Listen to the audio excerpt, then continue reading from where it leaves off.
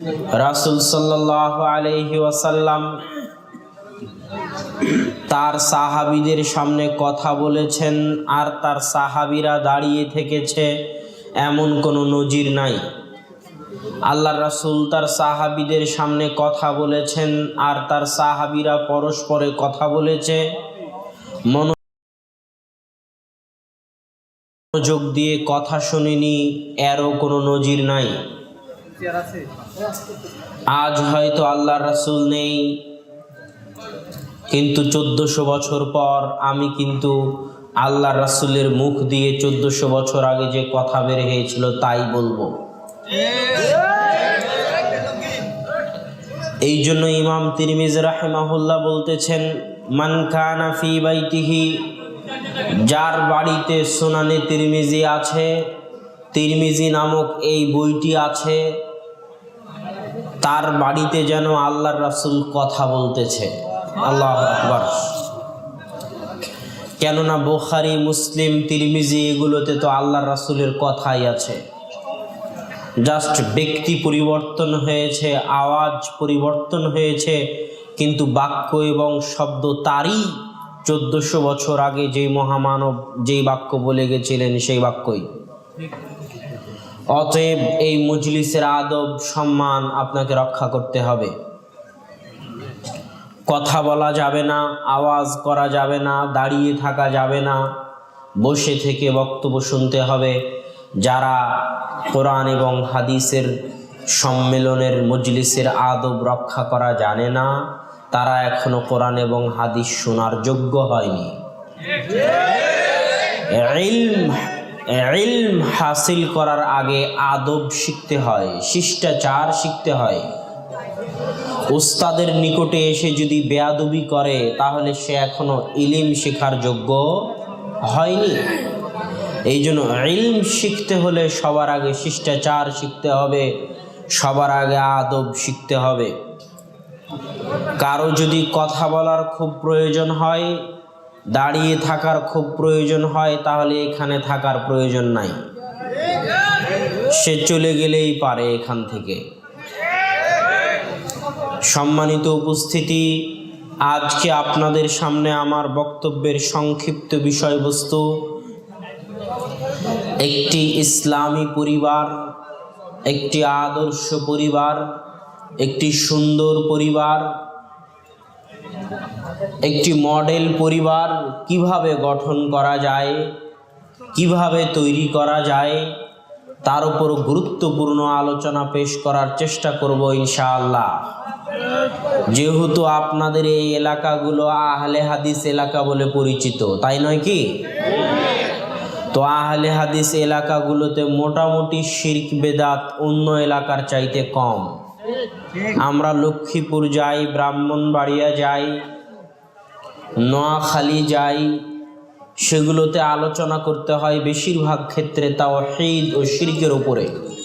কেননা ওই অঞ্চলগুলো কবর পূজা, মাজার পূজা, পীর মুরিদিতে ভর্তি। আজকের শাহ মখদুমের মাজার যদি সিলেটে থাকতো তো আমার ধারণা শাহজালালের মাজারের চাইতে বড় মাজার বলে পরিণত হতো। কিন্তু শাহ মখদুমের মাজার রাজশাহীতে হওয়াতে আর রাজশাহীতে শিরক বেদাতের অত প্রচলন না থাকাতে ব্যবসা তেমন চলে না, শাহজালালের মতো চলে না। কিন্তু ব্যক্তি শাহ মখদুম রাহিমাহুল্লাহ কিন্তু শাহজালালের মতোই বিখ্যাত। তো এই জন্য আমি যখনই আহলে হাদিস এলাকাগুলোতে কথা বলার সুযোগ পাই তখন যেটার প্রয়োজন সেটা বলার চেষ্টা করি। আকীদা তো অনেক ঠিক হয়েছে মাশাআল্লাহ, সালাত বুকের উপর হাত বেঁধে পড়তে হবে, রাফুল আদাইন করতে হবে, সেটা তো জানেন মাশাআল্লাহ, কিন্তু একজন মানুষের সাথে কিভাবে ব্যবহার করতে হবে তা তো জানেন না। মুসলিম ভাইয়ের সাথে কিভাবে ব্যবহার হবে তা কি জানেন? মুআমালাহ, ইবাদত তো ঠিক হলো, কিন্তু ইবাদতের চাইতেও গুরুত্বপূর্ণ মুআমালাহ। মুআমালা মানে মানুষের বৈষয়িক জীবন। কিয়ামতের মাঠে যদি আপনি সালাত আদায় না করে থাকেন আর আল্লাহর কাছে যদি তওবা করেন তো আল্লাহ ক্ষমা করে দিতে পারে। আপনি যদি সিয়াম পালন না করেন, আল্লাহর নিকটে ক্ষমা চান, তো আল্লাহ ক্ষমা করে দিতে পারে। এগুলো হলো ইবাদত। আর মুআমালা, এই যে মা বোন বসে আছে, তিনি যে আর এক মা বোনের গীবত করতেছে, চায়ের স্টলে বসে আপনি যে আর একজনের উপর অপবাদ দিচ্ছেন, আপনার পরিবার যে আদর্শ পরিবার নয়, ছেলে মেয়ে সবাইকে নিয়ে বেহায়াপনা, বেলেল্লাপনা, অনইসলামিক অপসংস্কৃতি, কুসংস্কৃতি, কৃষ্টি কালচারের মধ্যে জীবন যাপন করতেছেন, অন্য মানুষের সাথে অন্যায় ব্যবহার করতেছেন, অন্য মানুষকে কটাক্ষ করে কথা বলতেছেন রাত দিন, এই গুনাহের কি কোনো ক্ষমা আছে? এটাকে মানুষ অনেক হালকা মনে করে, অথচ এটাই সবচেয়ে কঠিন। কিয়ামতের মাঠে যেমন বাংলাদেশের মুদ্রার নাম হচ্ছে টাকা, সৌদি আরবের মুদ্রার নাম কি? রিয়াল। ভারতের মুদ্রার নাম? কিয়ামতের মাঠে একটা মুদ্রা চলবে, তার নাম কি? নেকি আর গুনাহ। কিয়ামতের মাঠে যা কিছু আদান প্রদান হবে সব কি দিয়ে হবে? নেকি আর গুনাহ দিয়ে। দুনিয়ার মাঠে সালাত আদায় না করে থাকলে আল্লাহর কাছে মাপ পাওয়া যেতে পারে, কিন্তু যদি আর একজনের হক মেরে খান তো আল্লাহ কি মাফ করবেন? তখন কিয়ামতের মাঠে নেকি আর গুনাহের আদান প্রদান হবে। যার যতটুকু হক মেরে খেয়েছেন তাকে হয় ততটুকু নেকি দিয়ে দিতে হবে, অথবা যদি আপনার কোনো নেকি না থাকে দেওয়ার মতো, তাহলে তার গুনাহ নিয়ে নিতে হবে। তবুও মাফ পাওয়ার কোনো উপায় নাই যতক্ষণ না দুনিয়াতে সে আপনাকে মাফ করে দেয়। তাহলে এটা কত ভয়াবহ! অথচ আমাদের সমাজ এই জিনিসে সবচেয়ে পিছিয়ে।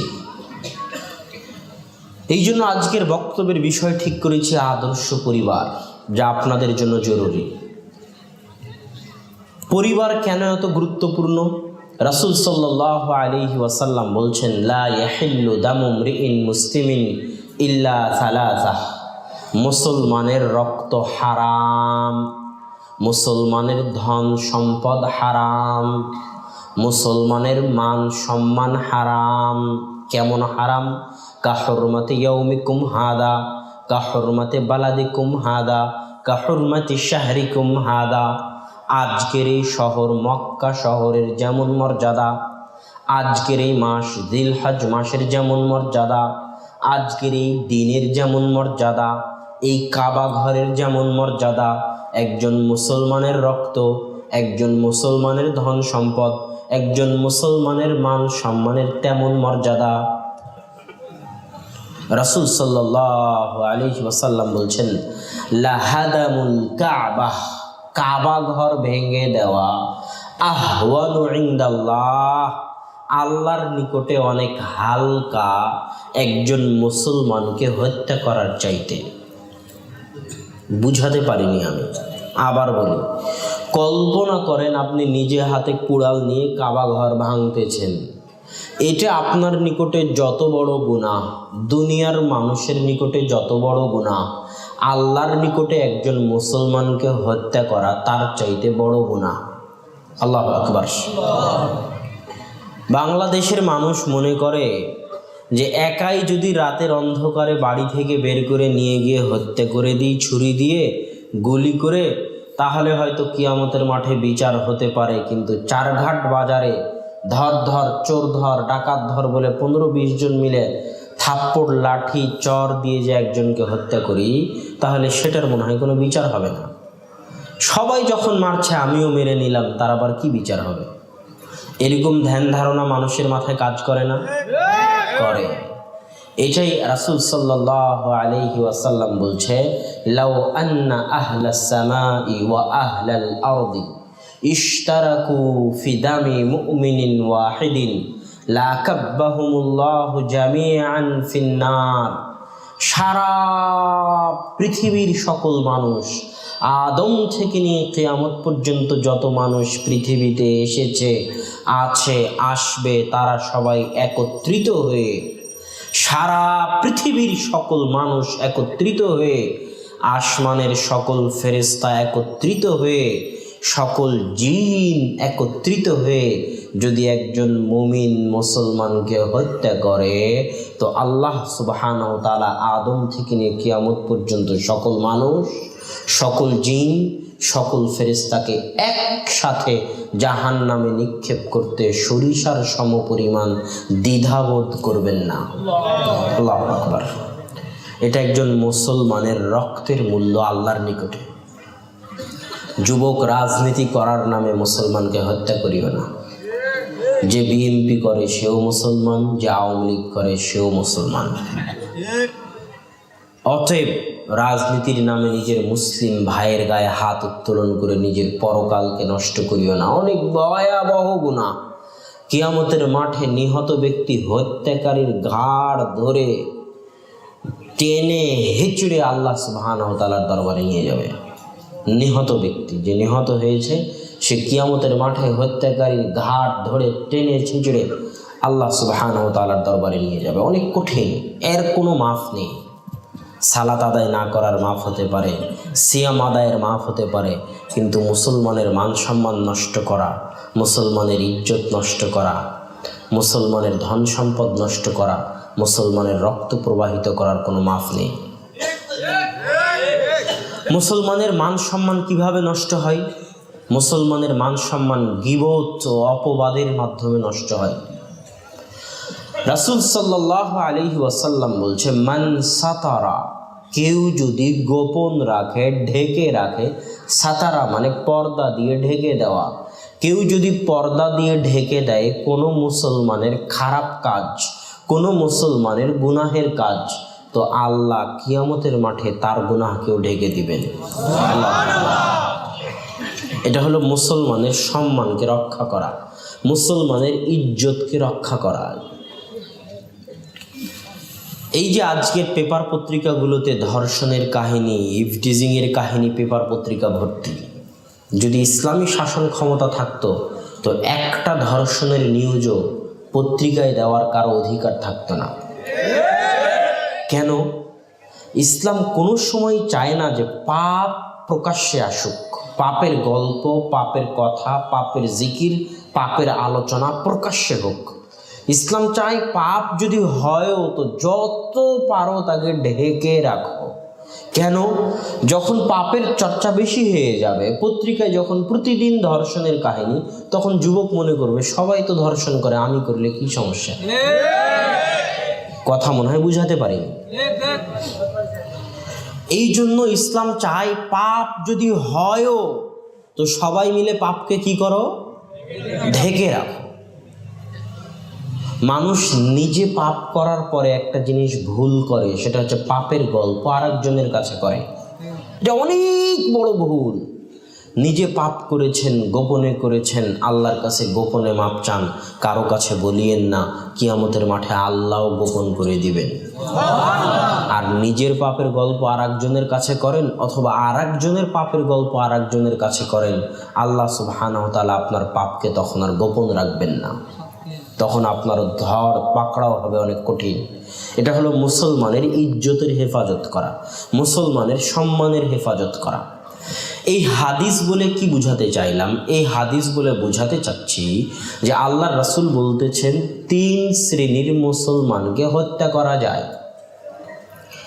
বাকি সব মুসলমানের রক্ত হারাম, ইজ্জত হারাম, মান সম্মান হারাম, টাকা পয়সা হারাম। 3 শ্রেণীর মুসলমান কে কে? 1, যে আরেকজন মুসলমানকে অন্যায়ভাবে হত্যা করেছে, কিসাসের কারণে তাকেও হত্যা করা যাবে। 2, আস-সাইয়্যিবুজ জানি, যে বিবাহিত অবস্থায় জিনা করেছে। 3, মুফারিকুল জামাআহ, যে জামাত ত্যাগ করেছে। এটা আহলে হাদিস এলাকা, এই জন্য জামাত ত্যাগ করার কিছু কথা এখানে বলতেই হয়। পৃথিবীতে যত দল আছে, সেটা তাবলিগ জামাত হোক, জামাতে ইসলাম হোক, আরও যত দল হোক, তাদের একটা বই দেখবেন, জামাতবদ্ধ জীবনযাপন। তাবলিগ জামাতেরও মাওলানা সাদ কান্ধলভির অধীনে যারা জীবনযাপন করে তাদেরও দেখবেন এরকম বই আছে। এই বইগুলোতে জামাতবদ্ধ জীবনযাপনের এই বইগুলোতে জামাতবদ্ধ জীবনযাপন বলতে বোঝানো হয়েছে নির্দিষ্ট কোনো দলের সাথে থাকা, নির্দিষ্ট কোনো সংগঠনের সাথে জীবনযাপন করা, তার নাম হচ্ছে জামাতবদ্ধ জীবনযাপন করা। তাহলে আল্লাহর রাসূল যে বলল মুফারিকুল জামাআহ, যে জামাত ছেড়ে দিবে তাকে হত্যা করা যাবে। তাহলে আজ আমি তাবলিগ জামাত করলাম, কাল তাবলিগ জামাত ছেড়ে দিলাম, তো আমাকে কি হত্যা করা যাবে? আমার প্রশ্ন বুঝতে পারিনি মনে হয়। আমি আজ জামাত ইসলাম করতাম, কাল জামাত ইসলাম ছেড়ে দিলাম, তো আমাকে কি হত্যা করা যাবে? আল্লাহর রাসূল তো বলতেছে মুফারিকুল জামাআহ, যে জামাত ছেড়ে দিবে তাকে হত্যা করা যাবে। তাহলে জামাত মানে কি? জামাত হচ্ছে এদেশের মাটিতে, পাক ভারত বাংলাদেশের মাটিতে জামাতবদ্ধ জীবনযাপনের হাদিস হচ্ছে সবচেয়ে মাজলুম, সবচেয়ে অত্যাচারিত, সবচেয়ে নির্যাতিত হাদিস। রাসূল সাল্লাল্লাহু আলাইহি ওয়াসাল্লাম বলছেন, আমুরুকুম বিখামসিন, তোমাদেরকে 5টা জিনিসের নির্দেশ দিচ্ছি, তার মধ্যে একটা হচ্ছে বিল জামাআহ, জামাতবদ্ধ জীবনযাপন করবে। জেনে রাখো, মান খারাজা আনিল জামাআতি কিলা শিবরিন, কেউ যদি জামাত থেকে 1 বিঘত পরিমাণ বের হয়ে যায়, ফাকাদ খালা, তাহলে তার কাঁধ থেকে ইসলাম খুলে পড়ে যাবে। কত কঠিন হাদিস, যে আল্লাহ রাসূল নির্দেশ দিচ্ছে তোমরা জামাতবদ্ধ জীবন যাপন করো, আর যদি জামাত থেকে 1 বিঘত পরিমাণও দূরে চলে যাও, তাহলে তুমি কি থেকে বের হয়ে যাবে? ইসলাম থেকে বের হয়ে যাবে। তাহলে আজ আমি তাবলিগ জামাত করলাম, কাল ছেড়ে দিলাম, তো কি ইসলাম থেকে বের হয়ে গেলাম? তাহলে জামাতবদ্ধ জীবনযাপন মানে কি? জামাতবদ্ধ জীবনযাপনের 2টা অর্থ মনে রাখবেন। জামাতবদ্ধ জীবনযাপনের 2টা অর্থ। 1, আবু বকর রাদিয়াল্লাহু তাআলা আনহুর যুগে যখন মানুষ যাকাত দিতে অস্বীকার করলো, তখন আবু বকর রাদিয়াল্লাহু তাআলা আনহু বললেন, ওয়াল্লাহি লাউ কাতিলান্নাহুম, যারা যাকাত দিবে না আমি আবু বকর তাদের বিরুদ্ধে যুদ্ধ করব। তখন ওমর রাদিয়াল্লাহু তাআলা আনহু বলছেন, কাইফা তুকাতিলুনাহুম, কিভাবে আপনি তাদের বিরুদ্ধে যুদ্ধ করবেন? কিভাবে আপনি তাদের বিরুদ্ধে যুদ্ধ করবেন যারা সাক্ষ্য দেয় আল্লাহ ব্যতীত কোনো মাবুদ নেই আর মুহাম্মদ সাল্লাল্লাহু আলাইহি ওয়াসাল্লাম আল্লাহর রাসূল? যারা এই সাক্ষ্য দেয় তারা তো মুসলমান, আর মুসলমানের রক্ত হারাম। আপনি মুসলমানদের বিরুদ্ধে কেমনে যুদ্ধ করবেন? তখন আবু বকর রাদিয়াল্লাহু তাআলা আনহু বলছেন, শোনো ওমর, ওয়াল্লাহি লাউ মানাউনি ক্বালান ইউদ্দুনাহু ইলা রাসূলিল্লাহ, শুনে রাখো ওমর, আল্লাহর রাসূলের যুগে যাকাত দিতে এসে কেউ যদি উট গরু ছাগল, যাকাত দিতে এসে উট গরু ছাগলের সাথে উট গরু ছাগলের যে দড়ি থাকতো ওই দড়িও যাকাত হিসেবে দিয়ে যায়, আর আমি আবু বকর আমার যুগে উট গরু ছাগল রেখে উট গরু ছাগলের গলার দড়িটা খুলে নিয়ে যেতে চাই, শোনো ওমর, যারা আল্লাহর রাসূলের যুগে গম ধান চাল খেজুর ওসর হিসেবে দিতে এসে গম ধান চাউলের বস্তাটাও রেখে গেছে, আর আমি আবু বকর আমার যুগে গম ধান চাল খেজুর দিতে এসে এইভাবে ঢেলে দিয়ে বস্তা নিয়ে চলে যেতে চাই, তো আমি আবু বকর ওই বস্তা ওই দড়ির জন্য যুদ্ধ চালিয়ে যাব, হয় মরব না হয় মারব। এটা হচ্ছে আবু বকর রাদিয়াল্লাহু তাআলা আনহুর উক্তি। এখন আপনাদের জন্য পরীক্ষা, যারা শ্রোতা, আপনারা তো আহলে হাদিস মানুষ, আপনাদের পরীক্ষা যে আবু বকর রাদিয়াল্লাহু তাআলা আনহু যে এই সমস্ত যাকাত অনাদায়কারীদের হত্যা করতে চাইলেন, আর ওমর রাদিয়াল্লাহু তাআলা আনহু যে বলছেন এরা মুসলমান, এরা কাফের হয়নি, এদের আপনি কেমনে হত্যা করবেন? তারপরেও কেন আবু বকর রাদিয়াল্লাহু তাআলা আনহু তাদের বিরুদ্ধে যুদ্ধ চালিয়ে যেতে চাইলেন? উত্তর কি? আল্লাহর রাসূলের হুকুম অমান্য করলেন। আর ওই যে সুন্দর পিছন থেকে যিনি বলেছেন জামাত ত্যাগ করা, মুফারিকুল জামাআহ, যে জামাত ছেড়ে দিবে তাকে হত্যা করা যাবে। ওরা জামাত ছেড়ে দিয়েছে। ইসলামী খেলাফতের খলিফার বৈধ নির্দেশ আপনি মানতে বাধ্য। ইসলামী খেলাফতের খলিফার প্রত্যেক জায়েজ নির্দেশ আপনি মানতে বাধ্য।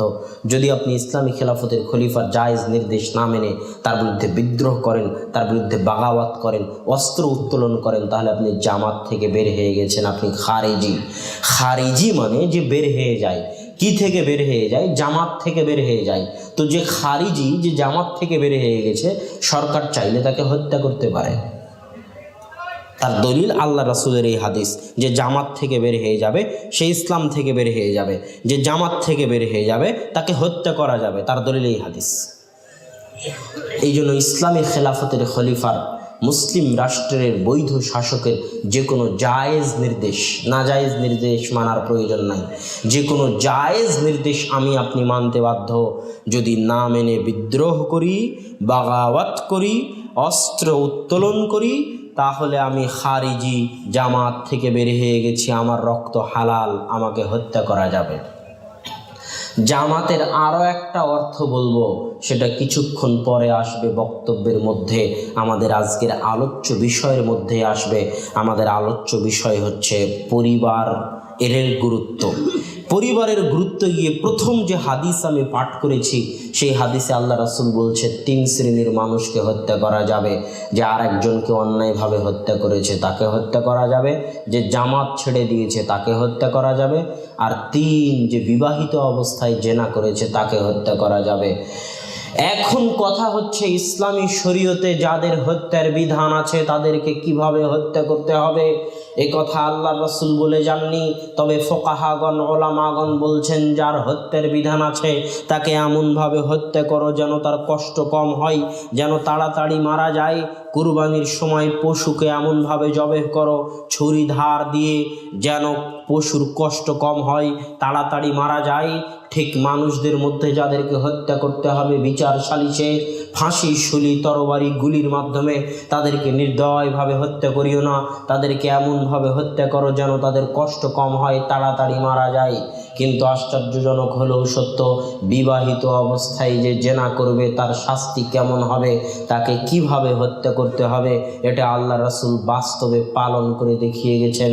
হাজারো জনতার সামনে অর্ধবুক পর্যন্ত তাকে পুঁতি দিয়ে হাজারো জনতা চারিদিক থেকে ইট, পাটকেল, পাথর, ঢেল নিক্ষেপ করতে থাকবে। কোনো ইট গিয়ে তার চোখে লাগবে, চোখ ফেটে যাবে, চোখ নষ্ট হয়ে যাবে, বাপরে মারে করে চিৎকার করতে থাকবে।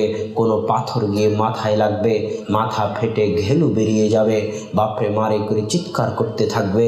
কোনো পাথর গিয়ে দাঁতে লাগবে, দাঁত ভেঙে রক্ত বেরিয়ে আসবে, বাপরে মারে করে চিৎকার করতে থাকবে। এই দৃশ্য হাজার হাজার মানুষ দেখবে, আর হাজার হাজার মানুষ নির্দয়ভাবে তাকে এইভাবে ইট, পাথর, পাটকেল দিয়ে হত্যা করবে। এত নির্দয়, এত নিষ্ঠুর শাস্তি, এত করুণ শাস্তি স্বয়ং রাসূল সাল্লাল্লাহু আলাইহি ওয়াসাল্লাম অন্য কোনো অপরাধীর জন্য ঠিক করেননি, একমাত্র যে বিবাহিত অবস্থায় জেনা করবে তার জন্য ঠিক করেছেন। কেন জানেন? কেননা অন্য একজন মানুষকে হত্যা করলে পরিবার ধ্বংস হয় না, জামাত থেকে বের হয়ে গেলে পরিবার ধ্বংস হয় না, কিন্তু বিবাহিত অবস্থায় জেনা করলে পরিবার ধ্বংস হয়ে যায়। কথা মনে হয় বুঝাতে পারলাম না। যে বিবাহিত অবস্থায় জেনা করবে তাকে কেন এত করুণভাবে হত্যা করতে হবে? কেন? কেননা তার এই বিবাহিত অবস্থায় জেনার কারণে পরিবার নষ্ট হয়ে যায়। এটাই হলো ইসলামে পরিবারের গুরুত্ব। আজকে জর্দান যান, জর্দানে দেখবেন একটা সাগর আছে, সেই সাগরের নাম ডেড সি, মৃত সাগর। ওই সাগরের পানি এতই লবণাক্ত যে মানুষ সেখানে ডুবে না। ওই সাগরে একদল অধিবাসী বসবাস করত, যাদের নিকটে আল্লাহ লূত আলাইহিস সালাতু ওয়াস সালামকে পাঠিয়েছিলেন। ওই অধিবাসীরা এত জঘন্য নিকৃষ্ট যৌনাচারে লিপ্ত থাকত, যেই জঘন্য নিকৃষ্ট যৌনাচারের কারণে পারিবারিক প্রথা হুমকির মুখে পড়ে গিয়েছিল। আল্লাহ তাদেরকে হেদায়েতের জন্য লূত আলাইহিস সালাতু ওয়াস সালামকে পাঠালেন। তারা হেদায়েত না হওয়ায় পারিবারিক প্রথাকে বাঁচানোর জন্য, পরিবারকে বাঁচানোর জন্য আল্লাহ ওই শহরটাকে এইভাবে উল্টিয়ে দিলেন। শহর এরকম ছিল, শহরকে আল্লাহ এইভাবে উল্টিয়ে দিলেন। শহরের এই উল্টা পিঠে এখন সাগর আছে, যেটাকে বলা হয় ডেড সি, মৃত সাগর, যেখানকার পানির লবণাক্ততার কারণে মানুষ সেখানে ডুবে না। এত কঠিন ও ভয়াবহ শাস্তি আল্লাহ কেন দিলেন? কেননা তাদের যে যৌনাচারে তারা লিপ্ত ছিল তা ছিল পারিবারিক প্রথার জন্য হুমকি। আমি আমার আলোচনার সারমর্ম করতে গিয়ে বলি, পরিবার আছে তো ইসলাম আছে, পরিবার আছে তো দুনিয়া আছে, পরিবার নাই ইসলামও নাই, পরিবার নাই দুনিয়াও নাই। যেই দিন পরিবার থাকবে না ওই দিন আল্লাহ এই পৃথিবী রাখবেন না। আদম আলাইহিস সালাতু ওয়াস সালাম থেকে নিয়ে আজ পর্যন্ত এই পৃথিবীকে আল্লাহ পরিবার দিয়ে আবাদ করে এসেছেন। হাজার হাজার বছর ধরে আল্লাহ পরিবার দিয়ে পৃথিবী আবাদ করতেছেন। আল্লাহর রাসূল বলেছেন, একদিন আসবে যখন গাধা যেমন গাধীর সাথে মিলিত হয়, কুকুর যেমন কুকুরনির সাথে মিলিত হয়, লজ্জা বুঝে না, মানুষ তেমন, নারী তেমন পুরুষের সাথে মিলিত হবে প্রকাশ্যে, খোলা মাঠে লজ্জা বুঝবে না। সেই দিন পরিবার থাকবে না, পরিবার টিকবে না। সেই দিন হবে ঈসা এবং ইমাম মাহদির 7 বছরের ন্যায়পরায়ণ শাসনের পরে, যখন আল্লাহ মৃদু বাতাস দিয়ে মুমিন বান্দাদের উঠিয়ে নেবেন আর দুনিয়াতে ফাসিক, ফাজের, পাপিষ্ট, ঘৃণ্য, নিকৃষ্ট মানুষ ছাড়া কোনো মানুষ বাঁচবে না। সেই দিন এই ঘটনা ঘটবে। কেননা তখন আল্লাহ সুবহানাহু তাআলা যখন দেখবেন মানুষ প্রকাশ্যে যৌনাচারে লিপ্ত হচ্ছে, পরিবার ধ্বংস হয়ে যাচ্ছে, তখন আল্লাহ পৃথিবীকে আর রাখবেন না, কিয়ামত করে দিবেন। আজকেও আছে, আজকেও মানুষ প্রকাশ্যে যৌনাচারে লিপ্ত হয়, কিন্তু ব্যাপকভাবে নয়। আজকেও 2-1টা পরিবার বেঁচে আছে, 5-10টা পরিবার বেঁচে আছে মুসলমান দেশগুলোতে। এই পরিবারগুলোর কারণে আল্লাহ এখনো পৃথিবীটাকে টিকিয়ে রেখেছে। এই পরিবারগুলো যেই দিন শেষ হয়ে যাবে, জেনা যেই দিন ঘরে ঘরে ছড়িয়ে পড়বে, জারজ সন্তানে যেই দিন পৃথিবী ভর্তি হয়ে যাবে, যেই দিন পরিবার বলে কিছু থাকবে না, সেই দিন আল্লাহ পৃথিবীকেও আর রাখবেন না। একজন মেয়ের যখন স্বামী মারা যায়, একজন মেয়ের যখন স্বামী মারা যায় বা যখন তার স্বামী তাকে তালাক দেয়, তখন সেই মেয়ে চাইলেই পরের দিন আরেকজন পুরুষকে বিবাহ করতে পারবে না। এটা ইসলামে নিষিদ্ধ। তাকে কি করতে হবে? আগে ইদ্যত পালন করতে হবে। শুধু তাই নয়, মেয়ে যদি নিজেও তালাক দেয়, খোলা তালাক, তবুও মেয়ে তালাক দিলেও পরের দিন বিবাহ করতে পারবে না, ইদ্যত পালন করতে হবে। এটার কারণ একটাই, তার পেটে পূর্ববর্তী স্বামী থেকে কোনো সন্তান আছে কিনা এটা পরীক্ষা করার জন্য। ইদ্যত পালন করলে স্পষ্ট হয়ে যাবে পূর্ববর্তী স্বামীর কোনো সন্তান তার পেটে আছে কিনা। যদি পরের দিনে বিয়ে করে, তাহলে পিতার পরিচয় নিয়ে সন্দেহ তৈরি হবে, আর পিতার পরিচয় নিয়ে সন্দেহ তৈরি হলে পরিবার নষ্ট হয়ে যাবে, পারিবারিক প্রথার থাকবে না। ইসলামের প্রত্যেক অঙ্গনে গেলে দেখবেন ইসলাম পরিবারকে সবার উপরে রেখেছে। কেননা পরিবার না থাকলে ইসলাম থাকবে না, এটা আল্লাহও জানেন, মুহাম্মদ সাল্লাল্লাহু আলাইহি ওয়াসাল্লামও জানেন। আর পরিবার না থাকলে আল্লাহ পৃথিবীও রাখবেন না, এটা আল্লাহর নিয়ম, এটা মুহাম্মদ সাল্লাল্লাহু আলাইহি ওয়াসাল্লামও জানেন। পরিবার ভেঙে দেওয়া এত সহজ নয় যে আপনি এক বৈঠকের আগের মাথায় আপনার স্ত্রীকে 3 তালাক দিয়ে পরিবারকে শেষ করে দিবেন, স্ত্রী থেকে বিচ্ছিন্ন হয়ে যাবেন। তালাক যদি দিতেই চান, তাহলে কমসে কম 3 মাস সময় নিতে হবে। প্রথম মাস চিন্তা ভাবনা করে যদি তালাক দিতে চান, তাহলে ঋতু থেকে পবিত্র হলে 1 তালাক দিবেন। তারপর আবার চিন্তা ভাবনা করেন তালাক দিবেন কিনা, কতদিন চিন্তা ভাবনা করবেন সেটা আপনার ব্যাপার। চিন্তা ভাবনা করার পর যদি সিদ্ধান্ত নেন তালাক দিবেন, তাহলে 2য় মাসে চিন্তা ভাবনা করে ঋতু থেকে পবিত্র হলে 2য় তালাক দিবেন। তারপরে আবার চিন্তা ভাবনা করেন তালাক দিবেন কিনা, যদি সিদ্ধান্ত নেন তালাক দিবেন, তাহলে 3য় মাসে চিন্তা ভাবনা করে ঋতু থেকে পবিত্র হলে তখন 3য় তালাক দিবেন। কমসে কম যে কোনো মূল্যে অন্তত পক্ষে 3 মাসের কমে তালাক দেওয়ার কোনো সুযোগ নেই। এটা পরিবারের গুরুত্ব। পরিবার এত ঠুনকো নয়, এত হালকা নয় যে এক কথাতেই 1 সেকেন্ডে আপনি পারিবারিক সম্পর্ক থেকে নিজেকে আলাদা করে নেবেন। সম্মানিত উপস্থিতি, এই দীর্ঘ আলোচনা করার পর, পরিবারের গুরুত্ব বোঝানোর পর, এবার একটি আদর্শ পরিবার কিভাবে গড়ে তোলা যায় তার দিকে আগাই। আদর্শ পরিবারের প্রথম পদক্ষেপ হচ্ছে বিবাহ। বিবাহে 2টে জিনিস যদি থাকে, তাহলে আদর্শ পরিবার গড়ে তোলা সহজ হবে। আর যদি 2টে জিনিস না থাকে, তাহলে আদর্শ পরিবার গড়ে তোলা কঠিন হবে। 1, বিবাহ হতে হবে অবৈধ সম্পর্ক মুক্ত।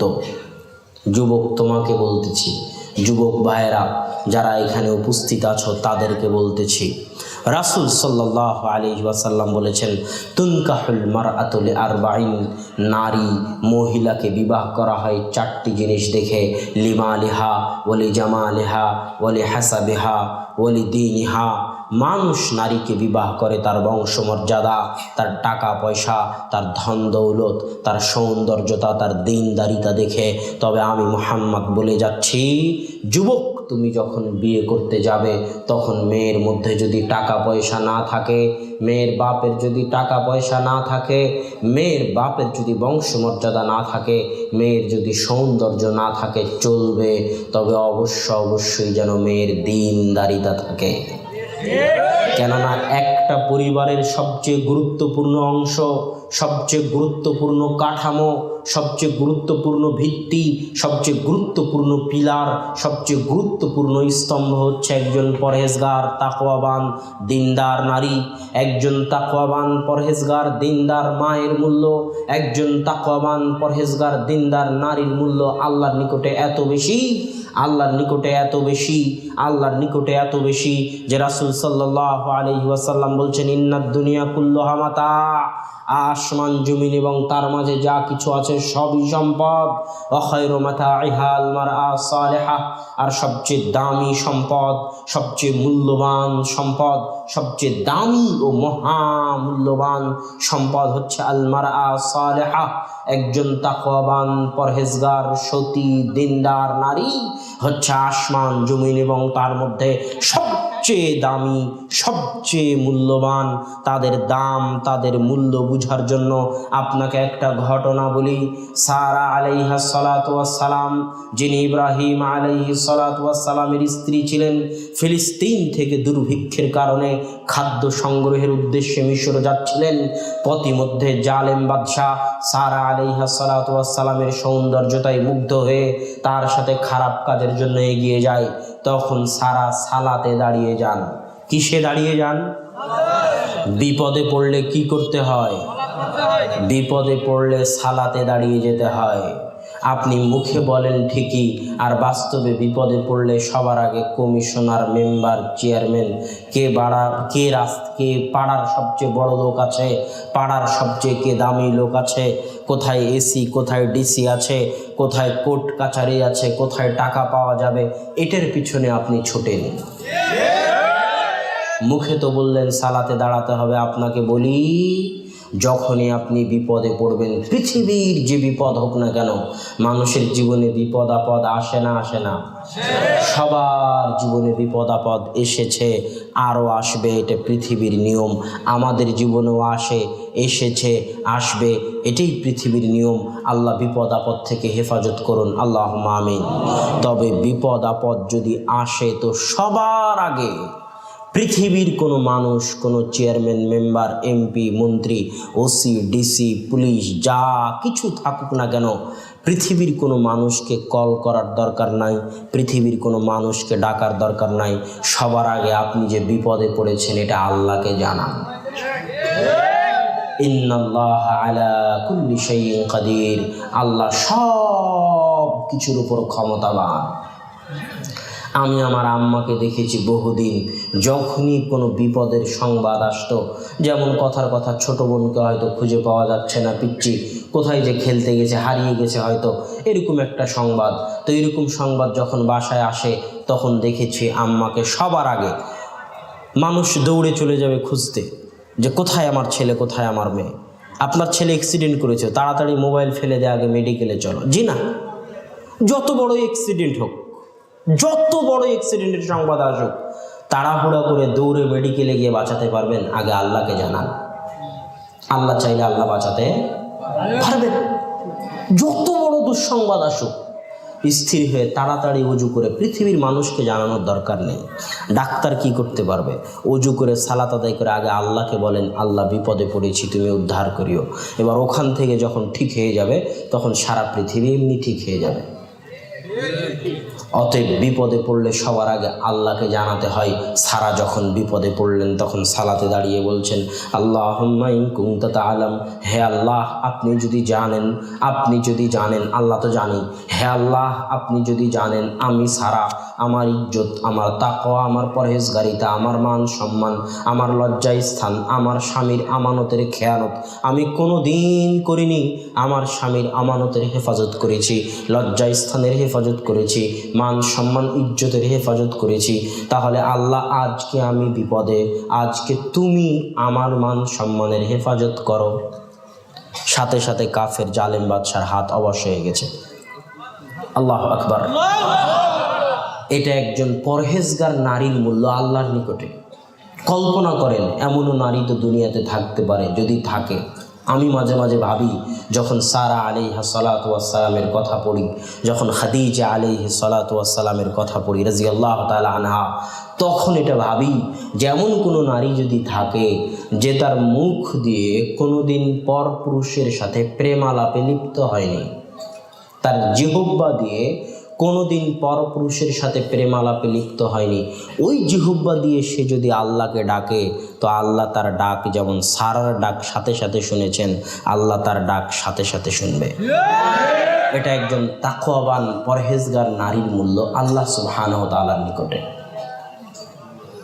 সম্মানিত উপস্থিতি, এই জন্য যুবককে বলতেছি, বিবাহ করার আগে দুইটা জিনিস, এক, অবৈধ সম্পর্ক মুক্ত হতে হবে।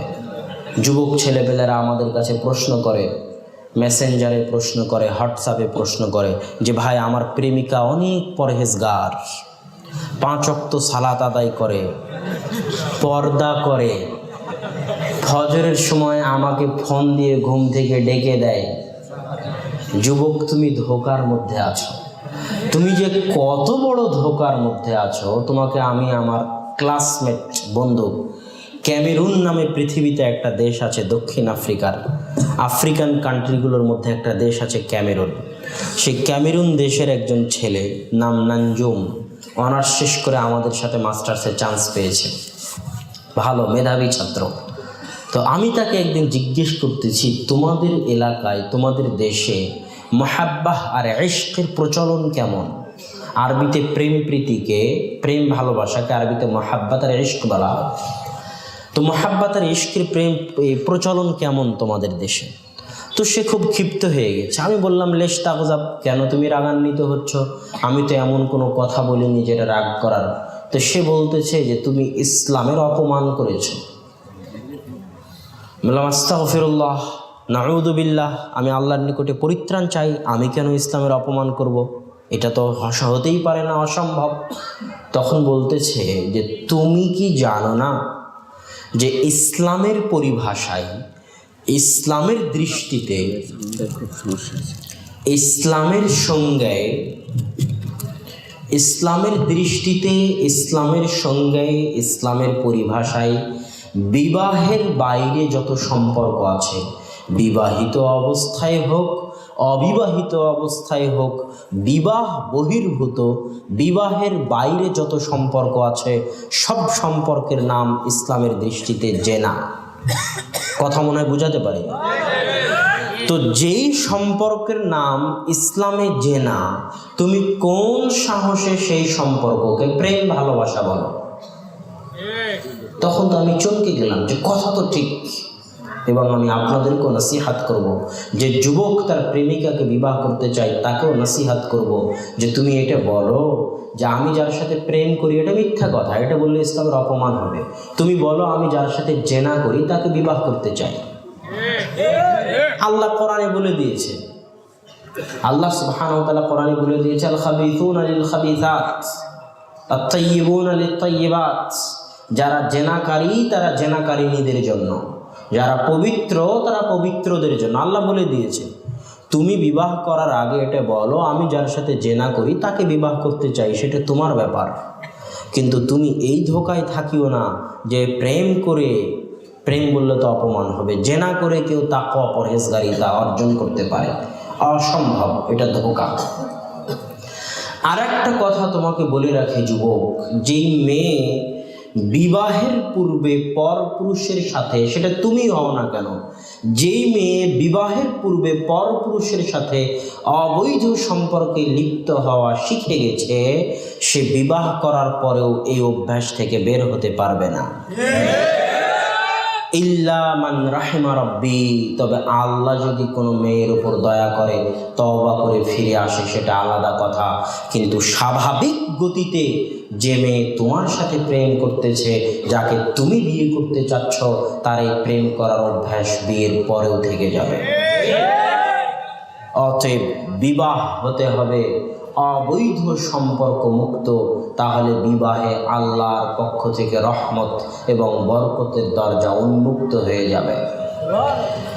2, বিবাহ হতে হবে যাবতীয় অপসংস্কৃতি, যাবতীয় বেহায়াপনা, যাবতীয় অনুষ্ঠান যেগুলো হিন্দুয়ানি সংস্কৃতি থেকে এসেছে, এই সমস্ত অপসংস্কৃতি থেকে মুক্ত, এই সমস্ত বেহায়াপনা বেলেল্লাপনা থেকে মুক্ত। যুবক, তোমাকে বলছি, 31st নাইট তোমার বাপের পৈতৃক সম্পত্তি হতে পারে, কিন্তু বিবাহ তোমার বাপের পৈতৃক সম্পত্তি না। 31st নাইট তোমার সম্পত্তি তুমি কিভাবে পালন করবা তোমার ব্যাপার। 31st নাইটে যদি গান বাজাও একটা গুনাহ হবে। আর ঈদুল ফিতর, ঈদুল আজহা তোমার পৈতৃক সম্পত্তি নয়, আল্লাহর দেওয়া দিন। স্পষ্টভাবে হাদিসে আল্লাহ রাসূল বলেছে, কদ আবদালাকুমুল্লাহু বিহিমা খায়রাম মিনহুমা, আল্লাহ তোমাদেরকে দিলেন দুইটা দিন, ঈদুল আজহা, ঈদুল ফিতর। মানে ঈদুল আজহা, ঈদুল ফিতর তোমার বাপের পৈতৃক সম্পত্তি নয়। তুমি যদি ঈদুল ফিতর, ঈদুল আজহার দিন গান বাজাও, তাহলে দুইটা গুনাহ হবে। 1, গান বাজানোর গুনাহ। 2, আল্লাহর দেওয়া দিনকে অপমান করার গুনাহ। ঠিক বিবাহ তোমার বাপের পৈতৃক সম্পত্তি নয়, বিবাহ আল্লাহর রাসূলের সুন্নাত। বিবাহের দিনে যদি গান বাজাও, বেহায়াপনা বেলেল্লাপনা করো, তাহলে বিবাহের দিনে যদি তুমি গান বাজনা বাজাও, তাহলে দুইটা গুনাহ হবে। 1, গান বাজানোর গুনাহ। 2, বিবাহের মতো আল্লাহ রাসূলের সুন্নাতকে অপমান করার গুনাহ। কথা বুঝাতে পারিনি? বিবাহ আপনাদের সম্পত্তি নয়, এটা আমি বুঝাতে চাচ্ছি। যারা বিবাহ করেছেন, যারা বিবাহ করবেন, গান অন্য দিনে বাজান, অন্য দিনে বাজালে একটা গুনাহ হবে। আর যদি বিয়ের দিন গান বাজান, তো কয়টা গুনাহ হবে? 2টা গুনাহ হবে।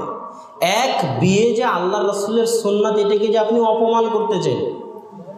বিয়ে তো আপনার জিনিস নয়, বিয়ে তো আপনার বাপের নয়, আপনারও নয়। বিয়ে তো আল্লাহর রাসূলের রেখে যাওয়া সুন্নাত। আল্লাহর রাসূলের সুন্নাতের যে আপনি অপমান করতেছেন, ওটার আলাদা গুনাহ হবে। আর বিবাহকে অনুষ্ঠান দিয়ে কঠিন করে দেওয়া হয়েছে। এই অনুষ্ঠান, সেই অনুষ্ঠান, এই অনুষ্ঠান, সেই অনুষ্ঠান, আমি নিজেও জানি না কত অনুষ্ঠান আছে বিবাহকে কেন্দ্র করে। অথচ ইসলামে বিবাহ যত সহজ, সালাত আদায় করাও অত সহজ নয়। সালাত আদায় করতে গেলে দেখা লাগে জামাটা পরিষ্কার আছে কিনা, সালাত আদায় করতে গেলে দেখা লাগে জায়গাটা পবিত্র কিনা, না হলে পবিত্র জায়গা খুঁজতে হয়। সালাত আদায় করতে গেলে দেখা গেলে আমি পবিত্র আছি কিনা, না হলে গোসল করতে হয়, না হলে ওযু করতে হয়। সালাত আদায় করতে গেলে দেখা লাগে কেবলা আছে কিনা, কেবলা ঠিক না থাকলে কেবলা ঠিক করতে হয়। সালাত আদায় করতে গেলে সালাতের পদ্ধতি জানা লাগে। সালাত আদায় করতে গেলে সূরা ফাতিহা, নাস, ফালাক, ইখলাস, কোরআনের আয়াত, দোয়া, দরুদ, সালাম ফেরানোর পূর্বে কি পড়বেন, রুকু সিজদায় কি পড়বেন, রুকু থেকে উঠে কি পড়বেন, 2 সিজদার মাঝে কি পড়বেন, অনেক কিছু মুখস্থ করতে হয়। সালাত অনেক কঠিন ইবাদত, বিবাহ করা অত কঠিন নয়, অনেক অনেক সহজ। যে সমাজে বিবাহ যত কঠিন, ওই সমাজে জেনা তত সহজ। যে সমাজে বিবাহ যত কঠিন, ওই সমাজে জেনা তত সহজ। যে সমাজে বিবাহ যত কঠিন, ওই সমাজে জেনা তত সহজ। তাই সমাজে বিবাহকে সহজ করে দিন। আল্লাহ রাসূলের সামনে একজন মেয়ে এসে বলতেছে, আল্লাহ রাসূল, আমি আপনাকে বিবাহ করতে চাই। আল্লাহ রাসূল মুখটা ঘুরিয়ে নিলেন, মুখটা ঘুরিয়ে নিয়ে পাশে একজন সাহাবী বসেছিল, তাকে বললেন, তুমি কি এই মেয়েকে বিবাহ করতে চাও? সাহাবী বলল, হ্যাঁ আল্লাহ রাসূল, আমি বিবাহ করতে চাই। আল্লাহ রাসূল বলল, তোমার নিকটে মোহরানা দেওয়ার মতো কি আছে? খুঁজে দেখা গেল কিছুই নাই। তখন আল্লাহ রাসূল কোরআনের বিনিময়ে ওই বৈঠকেই তার বিবাহ করিয়ে দিলেন। আল্লাহু আকবার! কত সহজ বিবাহ! আল্লাহ রাসূলের সাহাবী বিবাহ করে এসেছে, আল্লাহ রাসূল জানেই না। আল্লাহ রাসূল বলতেছে, আব্দুর রহমান, তোমার গায়ে হলুদ কেন? তো আল্লাহ রাসূল, আমি বিবাহ করেছি। আল্লাহ রাসূল জানেনই না তার সাহাবী বিবাহ করেছেন। বিবাহ এত সহজ, বিবাহ এত সহজ, বিবাহ এত সহজ। আর আমাদের সমাজে বিবাহকে করে দেওয়া হয়েছে অনেক অনেক কঠিন। আমি মাঝে মাঝে আশ্চর্য হই যে মুসলমান সমাজে যখন কোনো নারীর স্বামী মারা যায়, তখন সেই নারী মনে করে যে আমার জন্য এটাই সম্মানের, আমার জন্য এটাই মর্যাদার যে আমি আমার পূর্বের স্বামীর ছেলে মেয়েদের সাথে বাকি জীবন এভাবেই পার করে দেব। এটা আছে না নাই? আছে। এটা কোন সমাজ থেকে এসেছে? হিন্দুয়ানি সমাজ থেকে এসেছে, হিন্দুয়ানি সংস্কৃতি থেকে এসেছে যে বিধবাকে বিবাহ করা যাবে না। বিধবা যদি বিবাহ করে তাহলে মানুষের সমাজ তাকে রিরি করবে, ছিছি করবে। আর বিধবা যদি বাড়িতে বসে থাকে আগের স্বামীর সন্তানদের সাথে, তাহলে খুবই ভালো, খুবই পরহেজগার। অথচ রাসূল সাল্লাল্লাহু আলাইহি ওয়াসাল্লাম উম্মে সালামা রাদিয়াল্লাহু তাআলা আনহাকে বিবাহ করেছেন, তিনি ছিলেন বিধবা। আল্লাহ রাসূল খাদিজা রাদিয়াল্লাহু তাআলা আনহাকে বিবাহ করেছেন, তিনি ছিলেন বিধবা। বিধবা বিবাহ যে করা যাবে না, এটা হিন্দুদের সংস্কৃতি।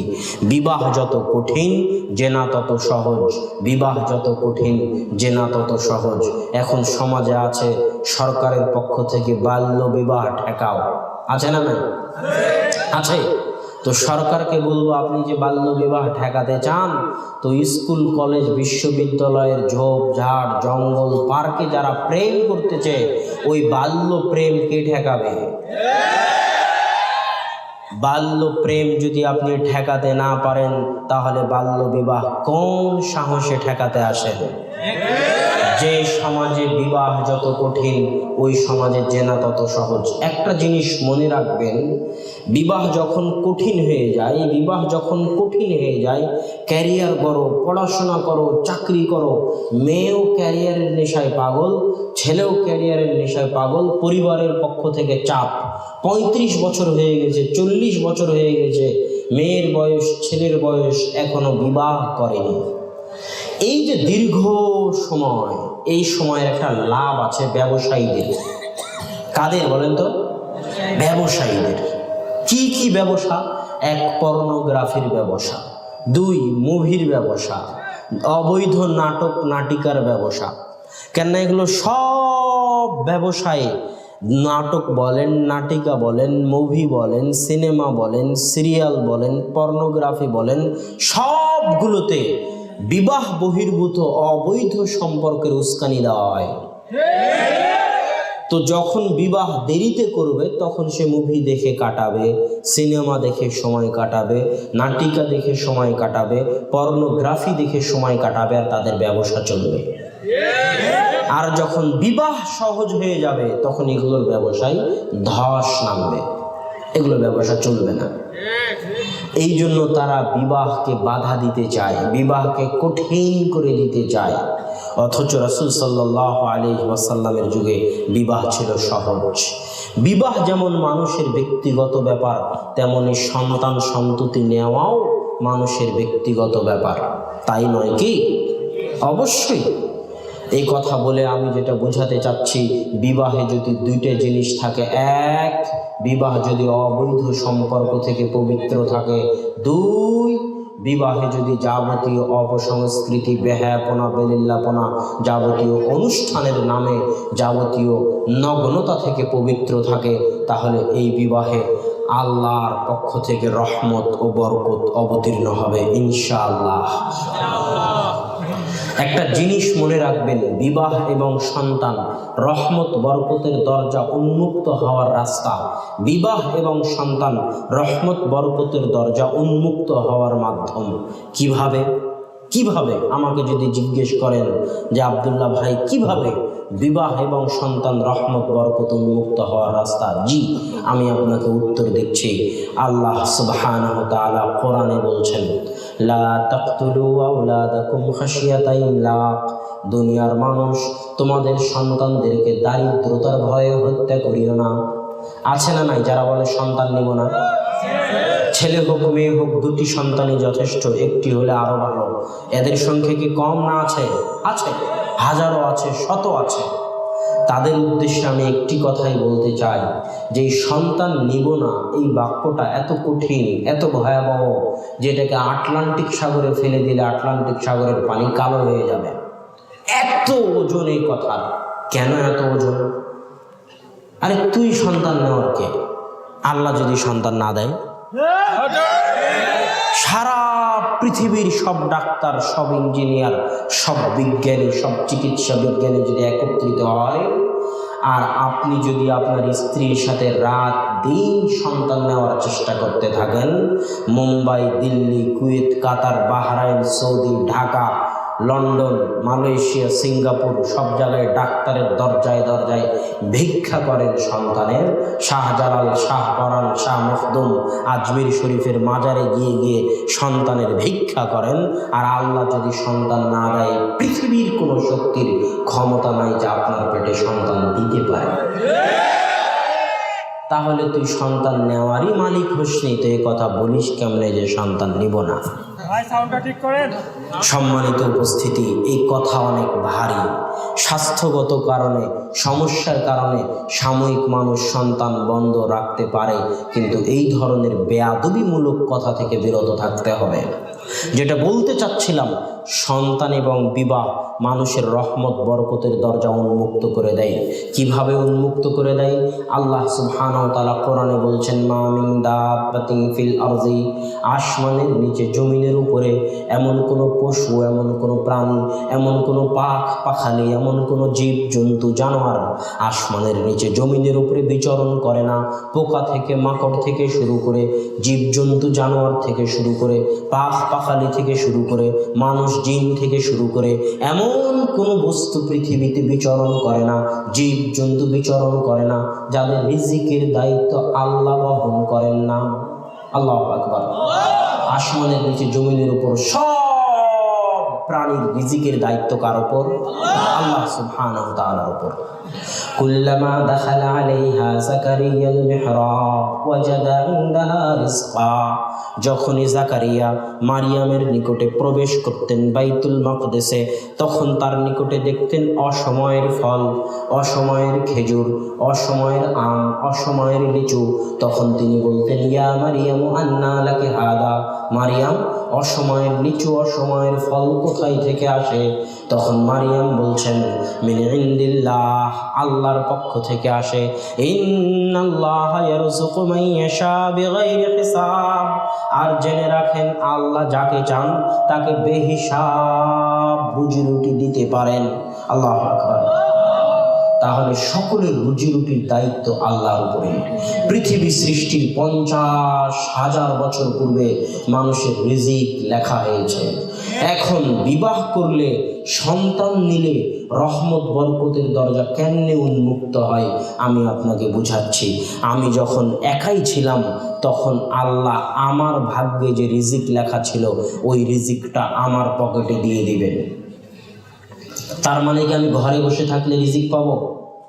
হ্যাঁ, ঘরে বসে থাকলে রিজিক পাবো? আল্লাহ যেখানে বলছেন রিজিকের দায়িত্ব আমার উপর, ওই আল্লাহই বলতেছেন, ফাইদা কুদিয়াতিস সালাত ফান্তাশিরু ফিল আরদি ওয়াবতাগু মিন ফাদলিল্লাহ, যখন সালাত শেষ হয়ে যায় তখন তোমরা আল্লাহর পৃথিবীতে ছড়িয়ে পড়ো আল্লাহর রহমত অনুসন্ধান করার জন্য। এটা আল্লাহর নির্দেশ। ওই যে রিকশালা বসে আছে চারঘাট বাজারে, আমি তাকে গিয়ে বললাম, চলেন আমি এই গ্রামে আসবো, ঝিকরা গ্রামে যাব। রিকশালা বলে না, আমি অত দূর যাব না। বলে না, বলে না। অথচ আমি হচ্ছি তার জন্য আল্লাহর পক্ষ থেকে পাঠানো রহমত। বুঝাতে পারিনি। আল্লাহ বলল, যখন সালাত শেষ হয়ে যায় তখন পৃথিবীতে ছড়িয়ে পড়ো আমার রহমত অনুসন্ধান করার জন্য। আমি রহমত হিসেবে তোমাকে রুজি রুটি পৃথিবীতে তৈরি রেখেছি, তুমি যা সেটা অনুসন্ধান করো। তার মানে হালাল রুজি আল্লাহর পক্ষ থেকে কি? কথা বলেন না। হালাল রুজি আল্লাহর পক্ষ থেকে কি? রহমত। আপনি ড্রাইভার, আপনাকে আমি ফোন দিয়ে বলতেছি চলেন আমি রংপুর যাব, তার মানে আমি আল্লাহর পক্ষ থেকে আপনার জন্য পাঠানো রহমত। প্রত্যেক হালাল রুজির রাস্তা, প্রত্যেক হালাল রুজির সন্ধান, একটা সরিষার দানা পরিমাণও যদি হালাল রুজি পাওয়ার জায়গা থাকে, হালাল রুজি পাওয়ার ব্যবস্থা থাকে, তো একটা সরিষার দানাও আল্লাহর পক্ষ থেকে রহমত। তাকে অবমূল্যায়ন করা যাবে না, তাকে হাসিল করার চেষ্টা করতে হবে। এইটাই আমি বুঝাতে চাইলাম। তো সম্মানিত উপস্থিতি, তো পৃথিবী সৃষ্টির 50,000 বছর পূর্বে আমার রিজিক লেখা হয়েছে, আমার ভাগ্যে যা লেখা আছে আমি পৃথিবী অনুসন্ধান করে সেই রিজিক পাবো। এবার যখন আর একজনের মেয়েকে বিবাহ করে নিয়ে আসলাম, তো ওই মেয়ের খাওয়া পড়া থাকা সব কিছুর দায়িত্ব আমি গ্রহণ করলাম, তাই নয় কি? তাহলে ওই মেয়ের 50,000, পৃথিবী সৃষ্টির 50,000 বছর পূর্বে ওই মেয়ের ভাগ্যেও তো একটা তাকদীর লেখা আছে। ওই মেয়ে সকালে কি খাবে, দুপুরে কি খাবে, রাত্রে কি খাবে, কোন বাড়িতে থাকবে, তার কেমন টাকা পয়সা হবে, তার স্যান্ডেল, তার জামা কাপড় কেমন হবে, তার সব পৃথিবী সৃষ্টির 50,000 বছর পূর্বে লেখা আছে। এখন ওই মেয়ের ভাগ্যে যদি লেখা থাকে দুপুরবেলা গোস্ত দিয়ে ভাত খাওয়া, তো ওই গোস্ত দিয়ে ভাত খাওয়ার টাকা আল্লাহ আমার মাধ্যম দিয়ে দিবে। আল্লাহু আকবার। তাহলে আমার কি বরকতের দরজা উন্মুক্ত হবে না বন্ধ হবে? উন্মুক্ত হবে। যখন একটা সন্তান আসবে, ওই সন্তানও একটা তাকদীর নিয়ে আসবে। ওই সন্তানের ভাগ্যে যা যা লেখা আছে, যতদিন আমি তাকে বিবাহ দিয়ে আলাদা না করে দিয়েছি, যতদিন আমি তাকে বিবাহ দিয়ে আলাদা না করে দিয়েছি, ততদিন ওই সন্তানের ভাগ্যে যা যা রিজিক আছে তা আল্লাহ আমার মাধ্যম দিয়ে পাঠাবে। আরেকটু স্পষ্ট করি, মানুষ ধনী নিজের তাকদীরের বলে খুব কম হয়। মানুষ ধনী নিজের তাকদীরের বলে খুব কম হয়। হতে পারে দু একজন যারা নিজের তাকদীরের কারণে ধনী হয়ে যায়, কিন্তু সাধারণত মানুষ ধনী হয় যখন 15-20 জনের তাকদীর এক জায়গায় জমা লাগে। কথা বোঝাতে পারলাম না মনে হয়। ছেলের তাকদীর, মায়ের তাকদীর, বউয়ের তাকদীর, আপনার তাকদীর, সবার তাকদীর জমা হয়ে এক পরিবার, সবার রিজিকের দায়িত্ব আপনি বহন করেন, আমি বহন করি। তাহলে আমার মায়ের তাকদীর, আমার বউয়ের তাকদীর, আমার ছেলের তাকদীর, আমার বাপের তাকদীর, সবার তাকদীর এক জায়গায় জমা হয়ে গেছে, সবার রিজিক এক জায়গায় জমা হয়ে গেছে, সবার রিজিক আল্লাহ আমার হাত দিয়ে পাঠাবে। তো আমার টাকা বাড়বে না কমবে? বাড়বে। আপনি যত এতিমের দায়িত্ব পালন করবেন, যত দুস্থ, দরিদ্র, গরিব, সাহায্য সহযোগিতা, বিধবা, মহিলা, নারী, পুরুষ, যত মানুষের রিজিকের দায়িত্ব পালন করবেন, যত মানুষের তাকদীর আপনার সাথে জমা হবে, আপনার টাকা তত বাড়তে থাকবে। সম্মানিত উপস্থিতি, এইটা দিয়ে বলতে চাচ্ছিলাম, বিবাহ এবং সন্তানের মাধ্যমে মানুষের রহমত বরকতের দরজা উন্মুক্ত হয়। তবে শর্ত হচ্ছে বিবাহ যেন পবিত্র হয়, বিবাহ যেন বেহায়াপনা অপসংস্কৃতি থেকে মুক্ত হয়। আল্লাহ তুমি উপস্থিত যুবকদেরকে যাবতীয় অবৈধ সম্পর্ক থেকে মুক্ত হয়ে পরহেজগার তাকওয়াবান নারীকে রাসূল সাল্লাল্লাহু আলাইহি ওয়াসাল্লামের সুন্নতি পদ্ধতিতে বিবাহ করার তৌফিক দান করো, আল্লাহুম্মা আমিন। এবার তারপরের কাজ কি? বিবাহ করলেন, বিবাহ করে বউকে বাসর ঘরে নিয়ে গেলেন। রাসূল সাল্লাল্লাহু আলাইহি ওয়াসাল্লাম বলতেছে, বউয়ের কপালে হাত রেখে দোয়া করো, আল্লাহুম্মা ইন্নী আসআলুকা খায়রাহা ওয়া খায়রা মা জাবালতা ফিহা ওয়া আউযু বিকা মিন শাররিহা ওয়া শাররি মা জাবালতা ফিহা। হে আল্লাহ, আমার এই স্ত্রীর মধ্যে আপনি যে কল্যাণ রেখেছেন সেই কল্যাণ চাই, এই স্ত্রীর মধ্যে যে অকল্যাণ রেখেছেন সে অকল্যাণ থেকে পরিত্রাণ চাই। তারপরে যখন দোয়া করা শেষ হয়ে গেল, তখন 2 রাকাত সালাত আদায় করো। স্বামী স্ত্রী মিলে 2 রাকাত সালাত আদায় করে আল্লাহর নিকটে দোয়া করো। একটা লক্ষ্য উদ্দেশ্য নিয়ে সংসার শুরু করো। একজন মানুষের ব্যক্তিগত জীবনের যখন লক্ষ্য উদ্দেশ্য থাকে না, তখন যেমন ওই ব্যক্তিগত জীবনের কোনো মূল্য থাকে না, ঠিক তেমন একটা পরিবার, স্বামী স্ত্রীর যখন লক্ষ্য উদ্দেশ্য থাকে না, ওই পরিবারেরও কোনো মূল্য থাকে না। লক্ষ্য উদ্দেশ্য হতে হবে দুটো। যুবক মনে রাখো, একটা সংসার, একটা পরিবার, একটা বিবাহের লক্ষ্য উদ্দেশ্য হতে হবে দুইটা। এক, সৎ প্রজন্ম জাতিকে উপহার দিবা, সৎ সন্তান জাতিকে উপহার দিবা। ওই ছোট্ট ছোট্ট বাচ্চা যারা বসে আছে, এরাই 15-20 বছর পর বাংলাদেশ আবাদ করবে। তারা যদি সৎ হয়, তারা যদি আদর্শবান হয়, পৃথিবী সৎ হয়ে যাবে, পৃথিবী আদর্শবান হয়ে যাবে। 1 নম্বর লক্ষ্য সৎ প্রজন্ম উপহার দেওয়া, আদর্শবান প্রজন্ম উপহার দেওয়া। 2, এই সৎ প্রজন্মকে সাথে করে নিয়ে, সৎ সন্তানদেরকে সাথে করে নিয়ে একসাথে জান্নাতে প্রবেশ করা। কু আনফুসাকুম ওয়া আহলিকুম নারা, নিজে জাহান্নামের আগুন থেকে বাঁচো, পরিবার পরিজনকে জাহান্নামের আগুন থেকে বাঁচাও। নিজে জান্নাতে যাও, পরিবারকে নিয়ে জান্নাতে যাও। এটা হলো একটা পরিবারের সবচেয়ে বড় লক্ষ্য উদ্দেশ্য। স্বামী স্ত্রী যখন দাঁড়িয়ে সালাত আদায় করে আল্লাহর নিকটে দোয়া করবে, তখন এই দোয়াই চাইবে যে আল্লাহ সৎ সন্তান দিও, পরিবার নিয়ে জান্নাতে যাওয়ার তৌফিক দিও, তার নাম বিবাহ। আর যেই যুবকের নিকটে এই বিবাহ খেল তামাশা, হাসি আনন্দের বস্তু, গান বাজনার বস্তু, সে আর কি জানবে? সে তো এটা নিয়ে হাসিতে ব্যস্ত, আনন্দে ব্যস্ত, অথচ সে জানে না যখন সে তার স্ত্রীর সাথে সহবাসে যাবে তখনও আল্লাহ এবং আল্লাহ রাসূল দোয়া শিখিয়ে দিয়েছেন, বিসমিল্লাহি আল্লাহুম্মা জান্নিবনা শাইতান ওয়া জান্নিবিশ শাইতানা মা রাযাকতানা। হে আল্লাহ, আজকে আমাদের এই সহবাস থেকে আপনি শয়তানকে দূরে রাখুন, আর এর মাধ্যমে যে সন্তান দিবেন ওই সন্তানকেও শয়তান থেকে দূরে রাখুন। আল্লাহু আকবার। আপনার নিকটে যেটা হাসি তামাশার বস্তু, ওটা আল্লাহর নিকটে দুনিয়াতে সন্তান আনার মাধ্যম। ওই সন্তানই পৃথিবী আবাদ করবে, এই জন্য ওখানেও আল্লাহ দোয়া শিখিয়ে দিয়েছে। এইভাবেই আল্লাহ পৃথিবী আবাদ করে আসতেছে। সন্তান যখন মায়ের পেটে 10 মাস 10 দিন থাকবে, এই 10 মাস 10 দিন মায়ের ঋতু বন্ধ থাকে। নারীর মাধ্যমে, যে নারী জন্ম হওয়ার পর কেটে ফেলা হয়, ওই নারীর মাধ্যমে সন্তানের রিজিকের ব্যবস্থা আল্লাহ করেন। 10 মাস 10 দিন সন্তানের রিজিকের ব্যবস্থা কে করে? আল্লাহ করে। মায়ের ঋতু বন্ধ করে দিয়ে, নারীর সাথে সংযোগ করে দিয়ে 10 মাস 10 দিন মায়ের পেটে আল্লাহ ওই শিশুকে লালন পালন করেন, খাওয়ান পরান, তার রিজিকের ব্যবস্থা করেন। এই 10 মাস 10 দিন মা যদি পরকীয়ায় লিপ্ত থাকে, এই 10 মাস 10 দিন যদি মা টিভি সিরিয়ালের সামনে বসে থাকে, উপস্থিত মা ও বোন যারা মজলিসে আছে তাদেরকে লক্ষ্য করে বলতেছি, এই 10 মাস 10 দিন যদি গান বাজনায় ব্যস্ত থাকে, পরকীয়ায় লিপ্ত থাকে, গীবত পরনিন্দা তহমত অপবাদ ঝগড়া ঝাঁটিতে ব্যস্ত থাকে, সালাত আদায় না করে, কোরআন তেলাওয়াত না করে, তাহলে মায়ের প্রত্যেক কুকর্ম, প্রত্যেক গুনাহ, প্রত্যেক পাপের প্রভাব পেটে থাকা নিষ্পাপ শিশুর উপর পড়বে। অতএব হে মা, অতএব হে বোন, নিজের জন্য না হলেও ওই নিষ্পাপ সন্তানকে আপনার পাপ থেকে দূরে রাখার জন্য 10 মাস 10 দিন পাপ থেকে বিরত থাকুন। এটা আপনাকে করতে হবে সন্তানের জন্য। উপস্থিত মা এবং বন্ধুদেরকে বলতেছি, সন্তান যখন পৃথিবীতে চলে আসে, তখন সন্তান আসার পর রাসূল সাল্লাল্লাহু আলাইহি ওয়াসাল্লাম হিনা ওয়ালাদাতহু ফাতেমা, যখন হাসানকে ফাতেমা জন্ম দিল, তখন তার কানে আজান দিলেন। পৃথিবীতে আসার পর সর্বপ্রথম বাক্য হতে হবে আজান। 2, আবু মুসা আশআরী রাদিয়াল্লাহু তাআলা আনহু থেকে বর্ণিত, তিনি বলেন, যখন আমার একটি সন্তান হলো, আতাইতু বিহিন নবিয়্যা সাল্লাল্লাহু আলাইহি ওয়াসাল্লাম, আমি আমার সন্তানকে নিয়ে আল্লাহ রাসূলের নিকটে আসলাম। আল্লাহ রাসূল দাআ লাহু বিল বারাকাহ, বরকতের দোয়া করে দিলেন। ওয়া সাম্মা লাহু ইব্রাহিম, আল্লাহ রাসূল তার নাম রাখলেন ইব্রাহিম। ওয়া হান্নাকাহু বিতামারাতিন, আল্লাহ রাসূল একটা খেজুর উঠালেন, খেজুর উঠিয়ে নিজের মুখে চিবিয়ে খেজুরটাকে নরম করে আল্লাহ রাসূলের পবিত্র মুখের লালা মিশ্রিত ওই খেজুর আমার ছোট বাচ্চার মুখে দিয়ে দিলেন, যাতে দুনিয়াতে আসার পর আমার ছোট বাচ্চা একজন তাকওয়াবান পরহেজগার মানুষের সংস্পর্শ পায়। আল্লাহু আকবার।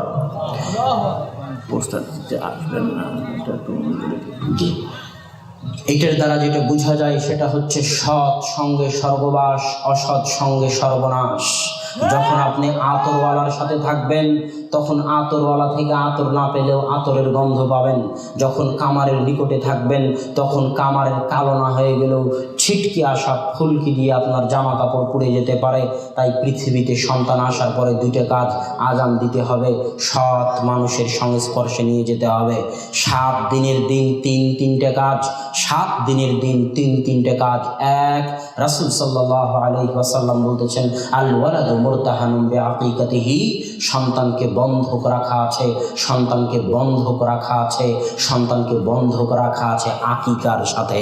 আমাকে 10,000 টাকা দেন, মোবাইলটা বন্ধক রাখেন, মোবাইল বন্ধক আছে, ঠিক সন্তান বন্ধক আছে, আকিকার সাথে আকিকা দাও, সন্তানকে বন্ধক মুক্ত করো, আকিকা দাও, সন্তানকে বন্ধক মুক্ত করো।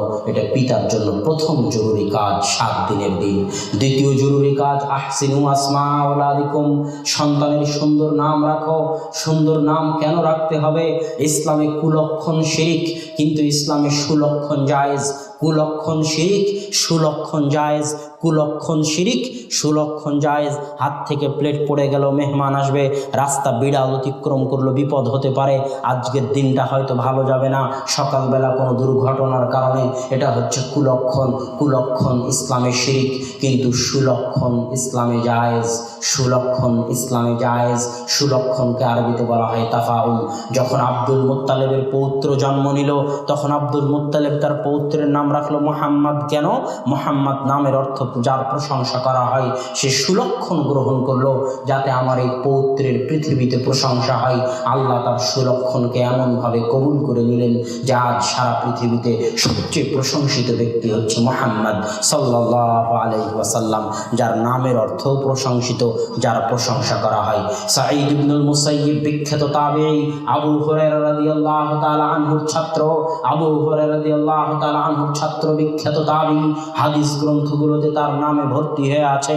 তিনি বলতেছেন, আমার দাদা হাসান যখন আল্লাহ রাসূলের দরবারে আসলো ইসলাম গ্রহণ করতে, আল্লাহ রাসূল বললেন তোমার নাম পাল্টিয়ে দাও। হাসান মানে চিন্তা, হাসান মানে দুঃখ, হাসান মানে কষ্ট, তোমার নাম পাল্টিয়ে দিয়ে নাম রাখো সাহাল। সাহাল মানে সহজ, সাহাল মানে সরল, সাহাল মানে ভালো, সাহাল মানে মঙ্গল, সাহাল মানে কল্যাণ, সাহাল মানে সহজ, সাহাল মানে সরল। তখন আমার দাদা বললেন, আমার বাপ দাদা আমার নাম রেখেছে হাসান, আমি এই নাম পরিবর্তন করব না। সাঈদ ইবনুল মুসাইয়্যিব বলতেছেন, এই নাম পরিবর্তন করার কারণে এখন পর্যন্ত আমাদের পরিবারে দুঃখ কষ্ট থেকে গেছে। আল্লাহু আকবার। নামের প্রভাব মানুষের উপরে পড়ে, অতএব সুন্দর নাম রাখুন, তার প্রভাব আপনার সন্তানের উপর পড়বে। এটা দ্বারা সুলক্ষণ গ্রহণ করুন। আল্লাহ আপনার এই সুলক্ষণ কবুল করলে আপনার সন্তানও হয়তো ভালো হবে। আর নাম যদি শান্টু পিন্টু লিটন, আর মুসলমান সমাজে আবার ওই জঘন্য বেহায়া বেলিল্লাপনা যে নায়কগুলো আছে, নায়িকাগুলো আছে, তাদের নামেও নাম রাখে, নাউজুবিল্লাহ। যারা এই সমস্ত নায়িকাদের নামে নিজ মেয়ের নাম রাখে, তার মেয়ে যদি এরকম লুচ্চে না হয় তো কে হবে? নামের প্রভাব তো পড়বেই, যেটা আমি দলিল দিয়ে বুঝিয়ে দিলাম। অতএব নাম রাখতে হবে সুন্দর, যেন সেখান থেকে সুলক্ষণ নেওয়া যায়, সন্তান যাতে ভালো হয়। আর তিন নাম্বার কাজ, 7 দিনের দিন 3 নাম্বার কাজ, ইহলিকি শা'রা রাসিহ, তুমি তোমার ছোট বাচ্চার এই 7 দিনে যত চুল মাথায় গজিয়েছে, এই চুলকে কামিয়ে গ্রামে ওজন করো। গ্রামে ওজন করে যত গ্রাম হয় তত গ্রাম স্বর্ণ রৌপ্য আল্লাহর রাস্তায় দান করে দাও। আল্লাহ সুবহানাহু ওয়া তাআলার রাস্তায় দান করলে বিপদ দূর হয়ে যায়। আল্লাহর রাস্তায় দান করলে কি হয় বলেন তো? বিপদ দূর হয়। দলিল, আব্দুল্লাহ ভাই এই কথা আপনি কেমনে বললেন? দলিল দিয়ে যান যে দান করলে বিপদ দূর হয়। 1 নাম্বার দলিল, রাসূল সাল্লাল্লাহু আলাইহি ওয়াসাল্লাম বলতেছে, প্রত্যেক দিন আসমান থেকে 2 জন ফেরেশতা পৃথিবীতে নামে। একজন বলে, আল্লাহ যে যত টাকা দান করলো তার তত টাকা বাড়িয়ে দাও। আল্লাহ যে যত টাকা দান করলো তার তত টাকা বাড়িয়ে দাও। আর আরেকজন বলে, আল্লাহুম্মা আতি মুমসিকান তালাফা, আল্লাহ যে যত টাকা দান করলো না তার তত টাকা ধ্বংস করে দাও। আল্লাহ যে যত টাকা দান করলো না তার তত টাকা ধ্বংস করে দাও। মানে যদি দান না করেন তাহলে বিপদ আসবে। কথা মনে হয় বুঝাতে পারিনি। আরও একটা দলিল দিই সহজ করার জন্য। মানত করা বুঝেন? মানত করা বুঝেন তো? বিপদে পড়লে মানুষ বলে, আল্লাহ এই বিপদ থেকে যদি বাঁচাও তাহলে 1000 টাকা মাদ্রাসায় দান করব, এর নাম মানত করা। তো রাসূল সাল্লাল্লাহু আলাইহি ওয়াসাল্লাম বলতেছে যে আল্লাহ কৃপণের টাকা মানতের মাধ্যমে বের করে নেয়। এটা হলো পৃথিবী পরিচালনায় আল্লাহর নীতি, যে দান করবে না, যে কৃপণ আল্লাহর রাস্তায় দান করতে চায় না, করবে না, আল্লাহ বিপদ আপদ কেস কোর্ট কাচারি অ্যাক্সিডেন্ট দিয়ে সিস্টেমে টাকা বের করে নেবে। এটা পৃথিবী পরিচালনায় আল্লাহর নীতি। এই জন্য বিপদ থেকে যদি বাঁচতে চান তাহলে আগে ভাগে কি করুন? দান করুন। ওই যে বিপদ থেকে বাঁচার আজকের বক্তব্যে আপনাকে দুটো বুদ্ধি শিখিয়ে দিয়ে গেলাম। আপনার জীবনে বিপদ আসবে, মা বোন বসে আছে, সংসারে বিপদ আসবে, যখনই যে কোনো বিপদ আসুক সবার আগে সালাতে দাঁড়িয়ে যাবেন, সালাত শেষ করে পকেটে যা টাকা আছে তা আল্লাহর রাস্তায় দান করে দিবেন। ইনশাআল্লাহ যে বিপদেই থাকেন না কেন, বিপদে পড়ে যদি আল্লাহকে ডাকেন আর আল্লাহর রাস্তায় দান করে দেন, যে বিপদেই থাকেন না কেন, ইনশাআল্লাহ ইনশাআল্লাহ ইনশাআল্লাহ আল্লাহ সেই বিপদ দূর করে দিবেন। আল্লাহু আকবার। সম্মানিত উপস্থিতি, 7 দিনের দিন 3টে কাজ শেষ হয়ে গেল। 2.5 বছর যাবৎ এই সন্তান মায়ের বুকের দুধ পান করবে। মায়ের বুকের দুধে যে অ্যান্টিবায়োটিক আছে, পৃথিবীর কোনো ওষুধ, পৃথিবীর কোনো ডাক্তার কোনো ওষুধে সে অ্যান্টিবায়োটিক দিতে পারবে না, কোনো দিন পারেওনি, ভবিষ্যতেও পারবে না। এটা আল্লাহ ব্যবস্থা করে রেখেছে মায়ের বুকের দুধে সন্তানের জন্য বেঁচে থাকার অ্যান্টিবায়োটিক মাধ্যম। এই 2.5 বছর মা যা কিছু করবে, সন্তানের আশেপাশে যা কিছু ঘটবে, তার সরাসরি প্রভাব সন্তানের উপর পড়বে। আমাদেরকে বাংলা বলা কেউ কোনো দিন শিখায়নি। মা বাংলা বলতো, বাপ বাংলা বলতো, আশেপাশের মানুষ বাংলা বলতো, তাই আমরা নিজেই আস্তে আস্তে বাংলা বলা শিখে নিয়েছি। তো যেমন নিজে নিজে বাংলা বলা শিখে নিয়েছি, তেমনি আশেপাশে যা কিছু ঘটবে আমরা সেগুলোও শিখে ফেলি। যেমন 2.5 বছরের কোনো একটা বাচ্চাকে যদি কান্নাকাটি করে আর মা যদি গান বাজিয়ে তার কান্না থামায়, তো ওই সন্তান যদি ভবিষ্যতে বাটপার না হয় তো কে হবে? সম্মানিত উপস্থিতি, আমি যদি বুঝাতে না পারি তাহলে আমি ব্যর্থ। আশেপাশে যা কিছু ঘটবে তার প্রভাব ওই সন্তানের উপর পড়বে, অতএব সাবধান। এবার আসি 3, 4, 5 বছর থেকে নিয়ে 7, 8, 9, 10 বছর পর্যন্ত। এই দীর্ঘ সময়টা হচ্ছে মূল সময়। এখন কাদামাটি আছে, আস্তে আস্তে কাদামাটিটা শুকিয়ে কাঠ হয়ে যাবে 10 বছরের মধ্যে। কাদামাটি নরম অন্তর, কাদামাটি নরম কাদা আস্তে আস্তে 10 বছর যাবৎ শুকিয়ে কাঠ হয়ে যাবে। এই 10 বছরে এই হৃদয়ে যা কিছু বসবে তা স্থায়ীভাবে থেকে যাবে। এই জন্য এই 10 বছর সবচেয়ে দামি। এই 10 বছরে কি কি কাজ করতে হবে সন্তানকে আদর্শ করে গড়ে তোলার জন্য, তার 4-5টা লিস্ট আমার কাছে আছে। তবে সেই লিস্টে যাওয়ার আগে একটা কথা, যে এই দায়িত্বগুলো পালন কে করবে? আমি যে 4-5টা কাজ দিব সন্তানকে আদর্শ করার জন্য, এই কাজগুলো কে পালন করবে? পিতা আর মাতা, তাই নয় কি? তো মাতা আছে গার্মেন্টসে, পিতা আছে বিদেশে। এটা হচ্ছে বাংলাদেশের বর্তমান সমাজ। মা আছে গার্মেন্টসে, স্কুল, কলেজ, বিশ্ববিদ্যালয়, ভার্সিটি, চাকরি বাকরি, ক্লাস, সকাল 8টা থেকে নিয়ে 5টা পর্যন্ত মা ব্যস্ত। আর পিতা আছে বিদেশে, পিতার অনুপস্থিতি। তাহলে এই দায়িত্ব কে পালন করবে? সামান্য কয়টা টাকার জন্য মানুষ তার সংসারকে বিক্রি করে দিয়েছে। সামান্য কয়টা টাকার জন্য মানুষ তার সংসারের শান্তিকে বিক্রি করে দিয়েছে।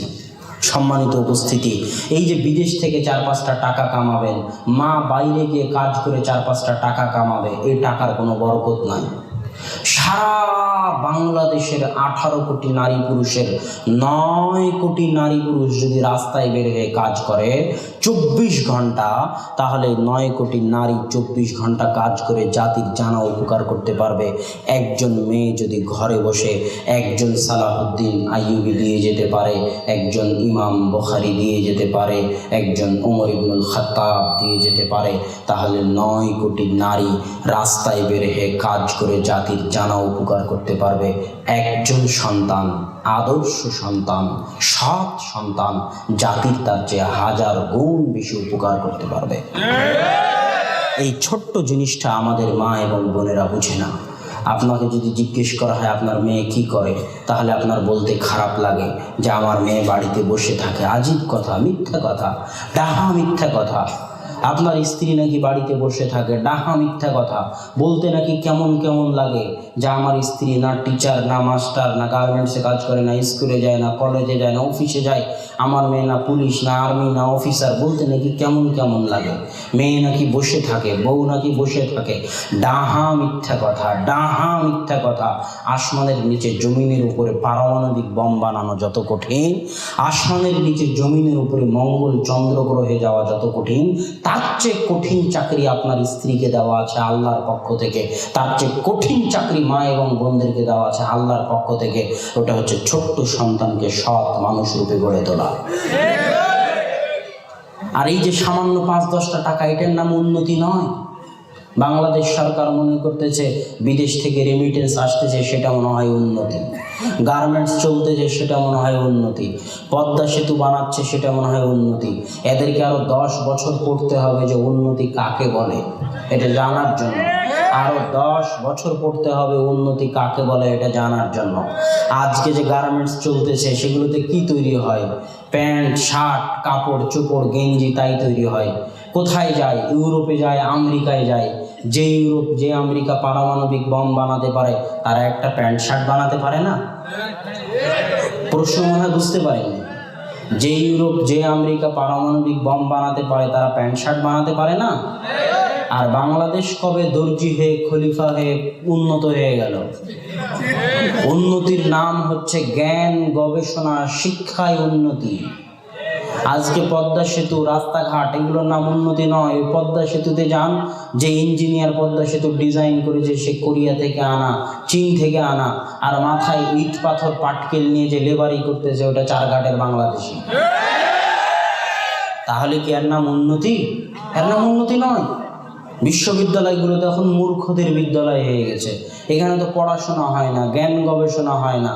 মারামারি, মিছিল, মিটিং, কাটাকাটি, হরতাল, খুন, ধর্ষণ, রাহাজানি, বিপিএলের জুয়া, আইপিএলের জুয়া, নেশা, মাদকতা, ইয়াবাই, সমাজ ভর্তি। এই যুব সমাজ, এই ছাত্র সমাজ তো জাতির জন্য বোঝা। এই যুব সমাজ, এই ছাত্র সমাজকে তুলে ডাস্টবিনে ফেলে দিতে হবে। আল্লাহর কসম, এই যুব সমাজ, এই ছাত্র সমাজ ডাস্টবিনে ফেলে দেওয়ার যোগ্য। যুবক, তোমাকে লক্ষ্য করে বলতেছি, তুমি যে বিপিএল এর জুয়ায় মত্ত আছো, আইপিএল এর জুয়ায় মত্ত আছো, মাদকতা, ইয়াবার নেশায় মত্ত আছো, একদিন ইসরায়েল গিয়ে ঘুরে আসো। ইহুদিদের দেশ। ইসরায়েলে কোনোদিন আইপিএল হয় কিনা দেখিও তো। ইসরায়েলে কোনোদিন বিপিএল হয় কিনা দেখিও তো। ওরা তোমার চাইতে বুদ্ধিমান, তোমাকে বোকা, গর্ধব, গাধা বানিয়ে রেখেছে। খেলাধুলা, গান বাজনা, নারী, পর্নোগ্রাফি, মদ, জুয়া ইত্যাদিতে তোমাকে ব্যস্ত রেখেছে। আর তারা জ্ঞান, গবেষণা, উন্নতি, শিক্ষায় সবার উপরে চলে গেছে। অতএব যুবক, তোমাকে বুঝতে হবে উন্নতি কাকে বলে। সম্মানিত উপস্থিতি, অতএব সামান্য টাকার জন্য, সামান্য ধন সম্পদের জন্য সন্তানকে অবমূল্যায়ন করবেন না। সন্তানকে মূল্যায়ন করা শিখুন, পরিবারকে মূল্যায়ন করা শিখুন। জন্ম দিতে পারলেই পিতা হওয়া যায় না, জন্ম দিতে পারলেই মা হওয়া যায় না। পাগলিও বাচ্চা জন্ম দিতে পারে। পিতা হতে হলে, মাতা হতে হলে দায়িত্ব পালন করা শিখতে হবে। পান্তা ভাত খেয়ে হলেও দায়িত্ব পালন করতে হবে। এবার পিতা এবং মাতাদের উদ্দেশ্যে যে কয়েকটা দায়িত্ব, 4-5টা দায়িত্ব বলে যাই। 1, সন্তানকে যদি সৎ ও আদর্শ করতে চান, তাহলে সন্তানের সম্পর্ক তৈরি করে দিন মসজিদের সাথে। কিসের সাথে? মসজিদের সাথে। মসজিদের সাথে সম্পর্ক ছাড়া আদর্শ পরিবার গঠন সম্ভব নয়। দলিল, আল্লাহ সুবহানাহু ওয়া তাআলা কোরআনে বলতেছেন, ওয়াতাহির বাইতিয়া লিত-তাইফিনা ওয়াল-কাইমিন লিত-তাইফিনা ওয়াল-কাইমিনা ওয়ার-রুকআইস সুজুদ। আল্লাহ সুবহানাহু ওয়া তাআলা কোরআনে ইব্রাহিমকে ডেকে বলতেছেন, ইব্রাহিম হচ্ছে আবুল আম্বিয়া, নবীদের পিতা। আল্লাহ নবুয়তকে এইভাবে ধরে ইব্রাহিমের বংশের মধ্যে সীমাবদ্ধ করে দিয়েছেন। ইব্রাহিমের পরে কিয়ামত পর্যন্ত, মুহাম্মদ সাল্লাল্লাহু আলাইহি ওয়াসাল্লাম পর্যন্ত যত নবী এসেছে, সব নবী ইব্রাহিম আলাইহিস সালাতু ওয়াস সালামের বংশধর। আল্লাহু আকবার। এই জন্য ইব্রাহিমকে বলা হয় আবুল আম্বিয়া। ইব্রাহিমকে ডেকে আল্লাহ বলতেছে, ইব্রাহিম, তুমি যে কাবা ঘর বানিয়েছো, বাপ বেটা মিলে, তুমি আর ইসমাইল মিলে, ওই কাবা ঘরে যারা তওয়াফ করতে আসবে, আত-তাইফিন ওয়াল কাইমিন, যারা কাবা ঘরে সালাত আদায় করতে আসবে, ওয়ার রুকআ, যারা কাবা ঘরে রুকু করতে আসবে, আর সুজুদ, যারা কাবা ঘরে সিজদা করতে আসবে। ইব্রাহিম শোনো, তুমি বাপ বেটা মিলে যে কাবা ঘর বানিয়ে বানিয়েছো, ওই কাবা ঘরে যারা তাওয়াফ করতে আসবে, সালাত আদায় করতে আসবে, রুকু করতে আসবে, সিজদা করতে আসবে, তাদের জামা কাপড় থেকে ময়লা ঝরে পড়বে, তাদের পা থেকে ময়লা ঝরে পড়বে, তাদের নাক থেকে ময়লা ঝরে পড়বে। ইব্রাহিম, মানুষ যারা কাবা ঘরে সালাত আদায় করতে আসবে তাদের নাক, কান, কাপড় চোপড়, পা থেকে ঝরে পড়া ময়লা তুমি আর ইসমাইল বাপ বেটা মিলে পরিষ্কার করবে। আল্লাহু আকবার। কে মানুষের ময়লা পরিষ্কার করবে? কে? ইব্রাহিম ও ইসমাইল। কাবা ঘর ঝাড়ু কে দিবে? ইব্রাহিম ও ইসমাইল। কাবা ঘরের মেঝে কে মুছবে? ইব্রাহিম ও ইসমাইল। আর আজকের চেয়ারম্যান মেম্বার মসজিদের খাদেমকে গিয়ে ধমক দেয়। এখন না হয় গণতন্ত্র নামক এই জঘন্য নীতির কারণে চোর, ডাকাত, লুচ্চাদের ভোটে তাদের মধ্যে আর একজন চোর চেয়ারম্যান মেম্বার এমপি হয়ে গেছে। কিন্তু যেই দিন এই গণতন্ত্র থাকবে না, যেই দিন ইসলামী খেলাফা আসবে, সেই দিন মসজিদই হবে সব কিছু। আল্লাহ রাসূলের যুগে কোর্ট কাচারি, কোর্টও মসজিদ, মাদ্রাসাও মসজিদ, বিবাহের কমিউনিটি সেন্টারও মসজিদ।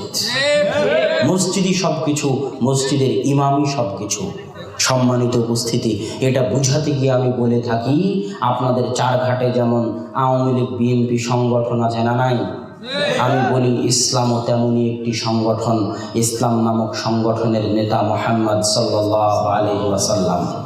সব দলের কেন্দ্রীয় কার্যালয় আছে, ইসলামের কেন্দ্রীয় কার্যালয় মদিনা।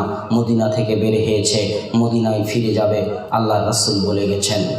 সব দলের জন্যই ইয়ানত দিতে হয়, চাঁদা দিতে হয়।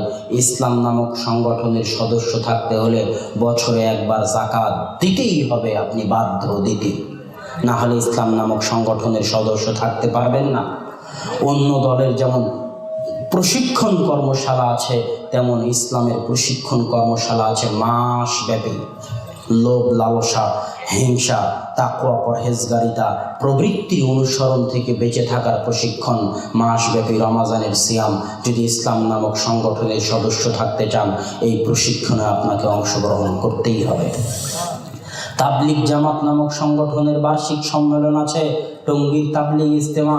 আওয়ামী লীগ, বিএনপিরও বার্ষিক কাউন্সিল সম্মেলন আছে, তেমন ইসলামেরও বার্ষিক সম্মেলন আছে। ইসলাম নামক এই সংগঠনের সদস্য থাকতে হলে, আর যদি সামর্থ্য থাকে, টাকা থাকে, ক্ষমতা থাকে, তাহলে জীবনে একবার হলেও ওই সম্মেলনে হাজিরা দিতে হবে, তার নাম হজ। ঠিক যেমন আওয়ামী লীগ, বিএনপির চারঘাটে শাখা অফিস আছে, তেমনি ইসলামের শাখা অফিস আছে সারা পৃথিবীতে। ওই শাখা অফিসের নাম মসজিদ। ইসলাম নামক সংগঠনের সদস্য থাকতে চাইলে ইসলামের এই শাখা অফিসে দিনে 5 বার হাজিরা দিতে হবে। কথা বুঝাতে পারি? এটাই হলো জামাতবদ্ধ জীবনযাপনের দ্বিতীয় অর্থ। আপনি সমাজে থাকেন, মসজিদের পাশে থাকেন, কিন্তু 5 ওয়াক্ত সালাতে মসজিদে হাজিরা দেন না, মানে ইসলাম নামক জামাতবদ্ধ সংগঠনের আপনি বাইরে চলে গেছেন। বুঝাতে পারিনি মনে হয়। এটা হলো ইসলামের শাখা অফিস। 5 ওয়াক্ত সালাতে এখানে হাজিরা দিতে হবে। যদি হাজিরা না দেন, তাহলে আপনি জামাতবদ্ধ জীবনযাপনের বাইরে চলে গেছেন। বলছিলাম, জাতিকে, সন্তানকে সৎ করতে চাইলে আপনার সন্তান মিষ্টির দোকানের রাস্তা চিনে, বিপিএল এর জুয়ার রাস্তা চিনে, আইপিএল এর জুয়ার রাস্তা চিনে, কিন্তু মসজিদের রাস্তা চিনে না। সন্তানকে মসজিদের সাথে সম্পর্ক তৈরি করে দিতে হবে।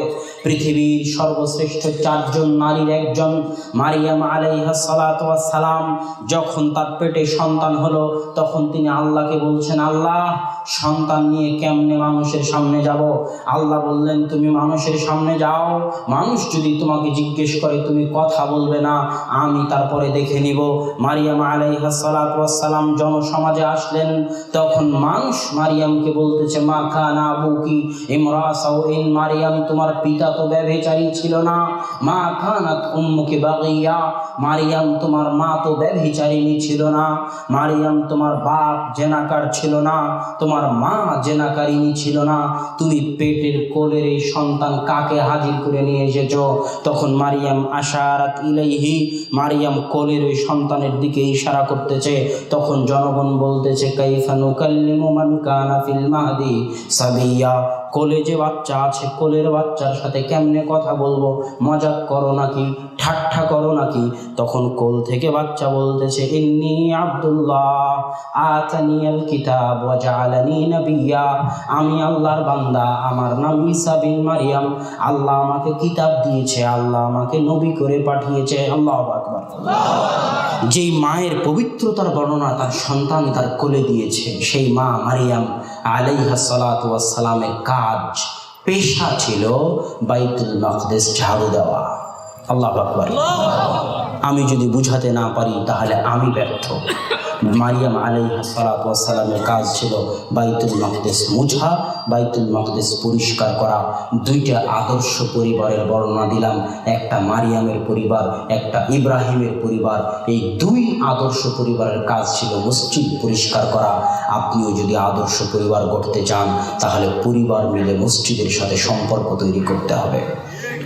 এই জন্য রাসূল সাল্লাল্লাহু আলাইহি ওয়াসাল্লাম বলেছেন, কঠিন কিয়ামতের মাঠে যখন কোনো ছায়া থাকবে না, সাবাতুন ইউযিল্লুহুমুল্লাহু ইয়াওমা লা যিল্লা ইল্লা যিল্লুহ, যখন কোনো ছায়া থাকবে না সেই দিন 7 শ্রেণীর মানুষকে আল্লাহ ছায়া দিবেন। তাদের একজন হচ্ছে কলবুহু মুআল্লাক বিল মসজিদ, যার অন্তর মসজিদের সাথে বাঁধা আছে, পরিবার মিলে মসজিদকে নিয়ে চিন্তা করে, মসজিদের লাইট নষ্ট হলো, ফ্যান ঠিক আছে কিনা, ফ্যান পরিষ্কার করতে হবে, মাদুর পরিষ্কার করতে হবে, মসজিদ ঝাড়ু দিতে হবে, মসজিদের কারেন্ট বিল দিতে হবে, পানির বিল দিতে হবে। নিজের বাড়ি যেমন মনে করে মসজিদকেও তেমন নিজের বাড়ি মনে করে, নিজের বাড়ির যেমন যত্ন নেয় মসজিদের তেমন যত্ন নেয়। আল্লাহ কিয়ামতের মাঠে তাকে কোনো মানুষকে ছায়া না দিলেও যে 7 শ্রেণীর মানুষকে ছায়া দিবেন তাদের মধ্যে সে একজন। আল্লাহু আকবার। সম্মানিত উপস্থিতি, অতএব আদর্শ পরিবার গড়ার প্রথম শর্ত মসজিদের সাথে সম্পর্ক তৈরি করতে হবে। 2, আপনার এই ছোট্ট কোলের বাচ্চা, ওই যে বসে আছে ছোট্ট কোলের বাচ্চা, যখন 10 বছর, 5 বছর, 6 বছর বয়সে বাড়ি থেকে বাইরে বের হবে, তখন বাইরে বের হলে দেখবে দুনিয়ার মানুষ কাদেরকে দাম দেয়, দেখবে দুনিয়ার মানুষ ক্রিকেটারকে দাম দেয়। একটা ক্রিকেটার একটা ছক্কা মারলে যা টাকা পায়, বিশ্ববিদ্যালয়ের ভিসিও সেই টাকা পায় না। বাইরে বের হলে দেখবে যে দুনিয়ার মানুষ ক্রিকেটারকে দাম দেয়। অ্যাডভার্টাইজ থেকে শুরু করে ঘর বাড়ি দেওয়াল সব কিছু খেলোয়াড়ের ছবিতে আর নায়ক নায়িকার ছবিতে ছেয়ে আছে। তখন ওই বাচ্চা মনে করবে এরাই মনে হয় দুনিয়ার দামি মানুষ, এরাই মনে হয় দুনিয়ার আদর্শ, এরাই মনে হয় দুনিয়ার মডেল। তখন পথভ্রষ্ট হয়ে যাবে। সে বাইরে বের হয়ে পথভ্রষ্ট হওয়ার আগে তার অন্তরে তার সামনে মডেল দিয়ে দিতে হবে, নায়ক দিয়ে দিতে হবে। তারা কারা? তারা হচ্ছে নবীগণ। ইব্রাহিম আলাইহিস সালাতু ওয়াস সালামকে আগুনকে ফেলে দেওয়া হলো, কিভাবে আগুন থেকে মুক্তি পেলেন? কিভাবে মুসাকে কাঠের ফলকে সাগরে ফেলে দেওয়া হলো, কাঠের ফলক স্রোতের উল্টা দিকে চলতে লাগলো। কিভাবে মুসাকে ফেরাউনের বাড়িতে আল্লাহ মানুষ করলেন, কিভাবে ফেরাউনকে ডুবিয়ে দিলেন, কিভাবে ইউসুফকে কুয়াতে ফেলে দিলেন, কুয়া থেকে তুলে রাজার বাড়িতে নিয়ে চলে গেলেন, সেখান থেকে জেলখানায় দিয়ে দিলেন অপবাদ দিয়ে, জেলখানা থেকে বের করে মন্ত্রী বানিয়ে দিলেন, সেখান থেকে বাপের কাছে ফেরত দিলেন। এই যে পৃথিবীর সর্বশ্রেষ্ঠ মানুষ যারা, এই নবীদের সাথে আপনার সন্তানকে পরিচিত করতে হবে। মুহাম্মদ সাল্লাল্লাহু আলাইহি ওয়াসাল্লামের জীবনের সাথে পরিচিত করতে হবে। আবু বকর, ওসমান, আলী, ওমর, ইমাম বুখারী, আহমদ বিন হাম্বল, নাসাই, তিরমিজি, আবু দাউদ, নাসরুদ্দিন আলবানী, ইবনে তাইমিয়া, হাফিজ ইবনে হাজার আসকালানী, এদের মতো মহান মহান ব্যক্তিদের জীবনীর সাথে পরিচিত করে তুলতে হবে। তাহলে আপনার সন্তান বাড়ি থেকে বের হলেও তাদেরকে আদর্শ মনে করবে, তাদেরকে মডেল মনে করবে, পথভ্রষ্ট হওয়ার সম্ভাবনা কমে যাবে। তাই সন্তানকে হাট্টিমা টিমটিম, আগডুম বাগডুম আর টম অ্যান্ড জেরির আলতু ফালতু কিচ্ছা কাহিনী না শুনিয়ে সন্তানকে নবীদের কাহিনী শোনান, সালাফে সালেহিনের কাহিনী শোনান। ইনশাআল্লাহ আদর্শ সন্তান গড়ে তোলার দ্বিতীয় মাধ্যম, আদর্শ সন্তান গড়ে তোলার তৃতীয় মাধ্যম হচ্ছে, আদর্শ সন্তান গড়ে তোলার তৃতীয় মাধ্যম হচ্ছে সন্তানকে আদব কায়দা আপনি শিখাবেন। মসজিদের ইমাম নয়, মাদ্রাসার হুজুর নয়, মক্তবের ওস্তাদ নয়। বাড়িতে ঢুকলে সালাম দিতে হয়, বাড়ি থেকে বের হলে সালাম দিতে হয়, খাবারের শুরুতে বিসমিল্লাহ বলতে হয়, শেষে আলহামদুলিল্লাহ বলতে হয়, বা গাড়িতে উঠলে এই দোয়া পড়তে হয়, বাড়ি থেকে বের হলে এই দোয়া পড়তে হয়, ডান হাতে খেতে হয়, পাশ থেকে খেতে হয়, সালাত এইভাবে আদায় করতে হয়, সালাতে এই দোয়া পড়তে হয়, এগুলো আপনি আপনার সন্তানকে শিখাবেন।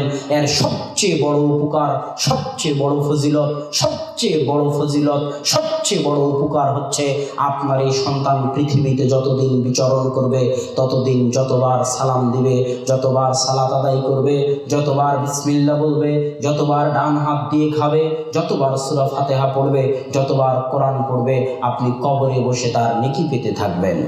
আল্লাহু আকবার। আপনি এত বড় নেকি মসজিদের ইমামকে কেন দিবেন আর মাদ্রাসার হুজুরকে কেন দিবেন? এটা হচ্ছে সন্তানকে সৎ হিসেবে গড়ে তোলার দ্বিতীয় মাধ্যম, যে সন্তানকে আদব কায়দা আপনি শিখাবেন। বলবেন সন্তানকে আদব শিখাতে গেলে সন্তান কথা শোনে না, মেয়ে আমার কথা শোনে না। কত অভিভাবকের অভিযোগ নেবেন, এখানে অভিভাবকরা বসে আছে, কত অভিভাবকের অভিযোগ নেবেন যে সন্তান আমার কথা শোনে না। আমি আপনাকে বলতে চাই, আপনার মধ্যে ব্যক্তিত্ব নাই, আপনার মধ্যে ভারাত্ব নাই, এই জন্য আপনার সন্তান আপনার কথা শোনে না। একটা পরিবারের বর্ণনা আপনাকে দিই, সেই পরিবারের পিতার বর্ণনা আপনাকে দিই। আয়েশা রাদিয়াল্লাহু তাআলা আনহা বলতেছেন, কুন্না রাজানা মিন গাজওয়াতিন, আমরা একটি যুদ্ধ থেকে ফিরছিলাম, সাকাতাতলি কিলাদাতুন, আমার গলার হার হারিয়ে গেল। এমন সময় হারিয়ে গেল যখন সালাতের সময়, এমন জায়গায় হারিয়ে গেল যেখানে পানি পাওয়া যায় না, আর তায়াম্মুমেরও বিধান অবতীর্ণ হয়নি যে মাটিতে তায়াম্মুম করে মানুষ সালাত আদায় করবে। মানুষ বড় বিপদে, জাতি বড় বিপদে।